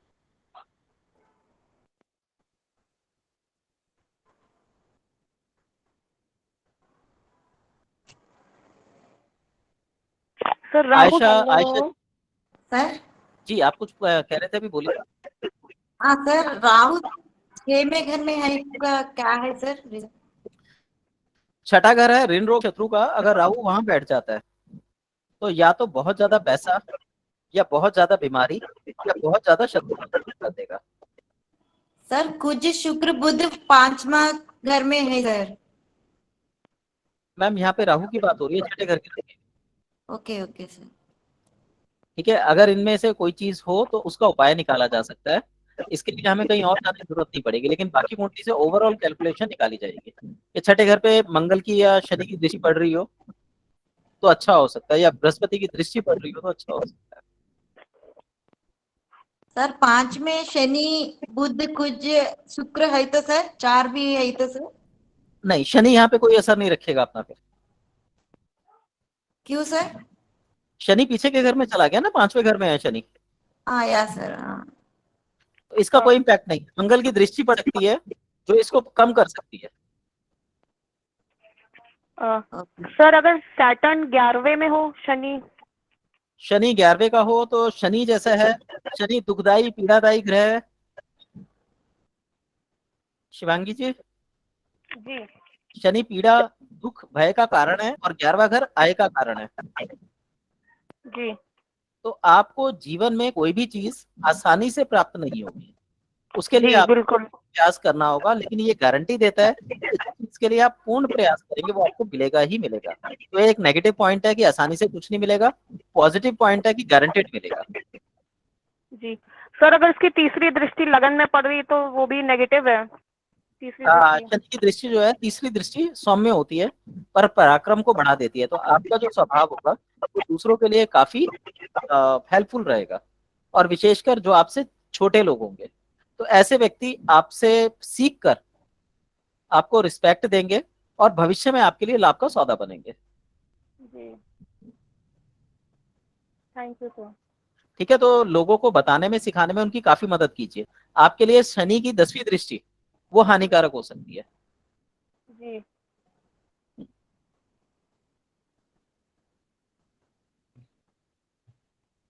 चलिए, किसी और को कोई सवाल है तो पूछ लीजिए, फिर हम लोग बंद करते हैं। सर मेरा गुरु लग्न में बैठा है और -4 डिग्री का है, तो मुझे भी शादी नहीं करनी चाहिए थी। दिव्या जी देखिए, लग्न का गुरु, अभी हम यहाँ पे डिग्री की कोई बात नहीं करेंगे। लग्न का गुरु किसी का भी हो, ऐसे व्यक्ति को गुरु या केतु हो, बाकी ग्रहों के अनुसार देख के शादी करने या ना करने का निर्णय लेना चाहिए। पर ऐसा व्यक्ति जिसका गुरु लग्न में बैठा है, मेरा मानना यह है कि उस व्यक्ति को आध्यात्मिक यात्रा करनी चाहिए। वो शादी के साथ भी हो सकती है और बिना शादी के भी हो सकती थैंक यू सर। है। वेलकम। हेलो नमस्कार सर। जी नमस्कार जी। सर एक्चुअली मैं बिल्कुल न्यू हूँ, तो मुझे कुछ भी नहीं आता इसमें, और सुन के अच्छा तो लग रहा है सर कुछ, लेकिन समझ नहीं आ रहा। तो मैंने आज ही ज्वाइन किया, तो सर मुझे समझ आए, तो मुझे इसके लिए क्या ऐसा कुछ होमवर्क करके रखना पड़ेगा कि मैं ये सब चीजें समझ सकूं? मैम सबसे पहले ये है कि हमारी 3 दिन क्लास होगी, फ्राइडे सैटरडे संडे। हाँ जी। ठीक है, और दूसरी चीज ये है कि मैं ग्रुप के अंदर नोट्स डालूंगा, आप उनको लिख के रखिए। अगर आपको कहीं पर भी कोई भी समस्या लगे तो एनी टाइम आप ग्रुप में उसको डाल दीजिए, उसका सॉल्यूशंस आपको मिल जाएंगे। दूसरा, आज जो है मैं अभी जो वीडियोस वगैरह हैं, सॉरी, जो मैंने पीडीएफ वगैरह बना रखी उनको कनेक्ट नहीं कर पाया इसके साथ, तो मैं आज भी नहीं पढ़ा पाया। मेरे को खुद ये लग रहा है कि जो मैं दे सकता हूँ आज, मेरा जो रिस्पॉन्स है वो 5 और 10% रहा है। ठीक है, तो सर जो बेसिक का हो, कुछ वीडियो हो या कुछ, जैसे मैं डायग्राम बना के वो सब बताते ना, ग्रह है या घर, वो मुझे कुछ नहीं समझ आ रहा, ताकि मैं उसको देख के समझ सकूं, डायग्राम बना लूं, और ताकि मैं क्लास में भी समझ सकूं। मैं अभी ग्रुप में एक लिंक डाल दूंगा जी उस लिंक पे आप देख लीजिएगा, वहां से सर। आपको प्रॉपर इन्फॉर्मेशन मिल जाएगी। ठीक है sir, thank you sir. Sir sir ji notes English में मिल सकता है सर? मैम, ये थोड़ा मेरे लिए मुश्किल है, मेरी इंग्लिश कमजोर है। Okay sir. सर वो ऐप आप कौन सी बता रहे थे कि ऐप डाउनलोड कर लो? एस्ट्रोसेज, ASTROSAGE, एस्ट्रो सेज, ऐसे। Astro SAGE। हाँ जी, ठीक है सर, थैंक यू। वेलकम। चलिए अब हम लोग क्लास बंद करते हैं। आप सभी को शुभ रात्रि। सर बहुत बहुत नाइट धन्यवाद, सर। बहुत धन्यवाद आपका sir. Thank you sir. Thank you so much sir. Welcome.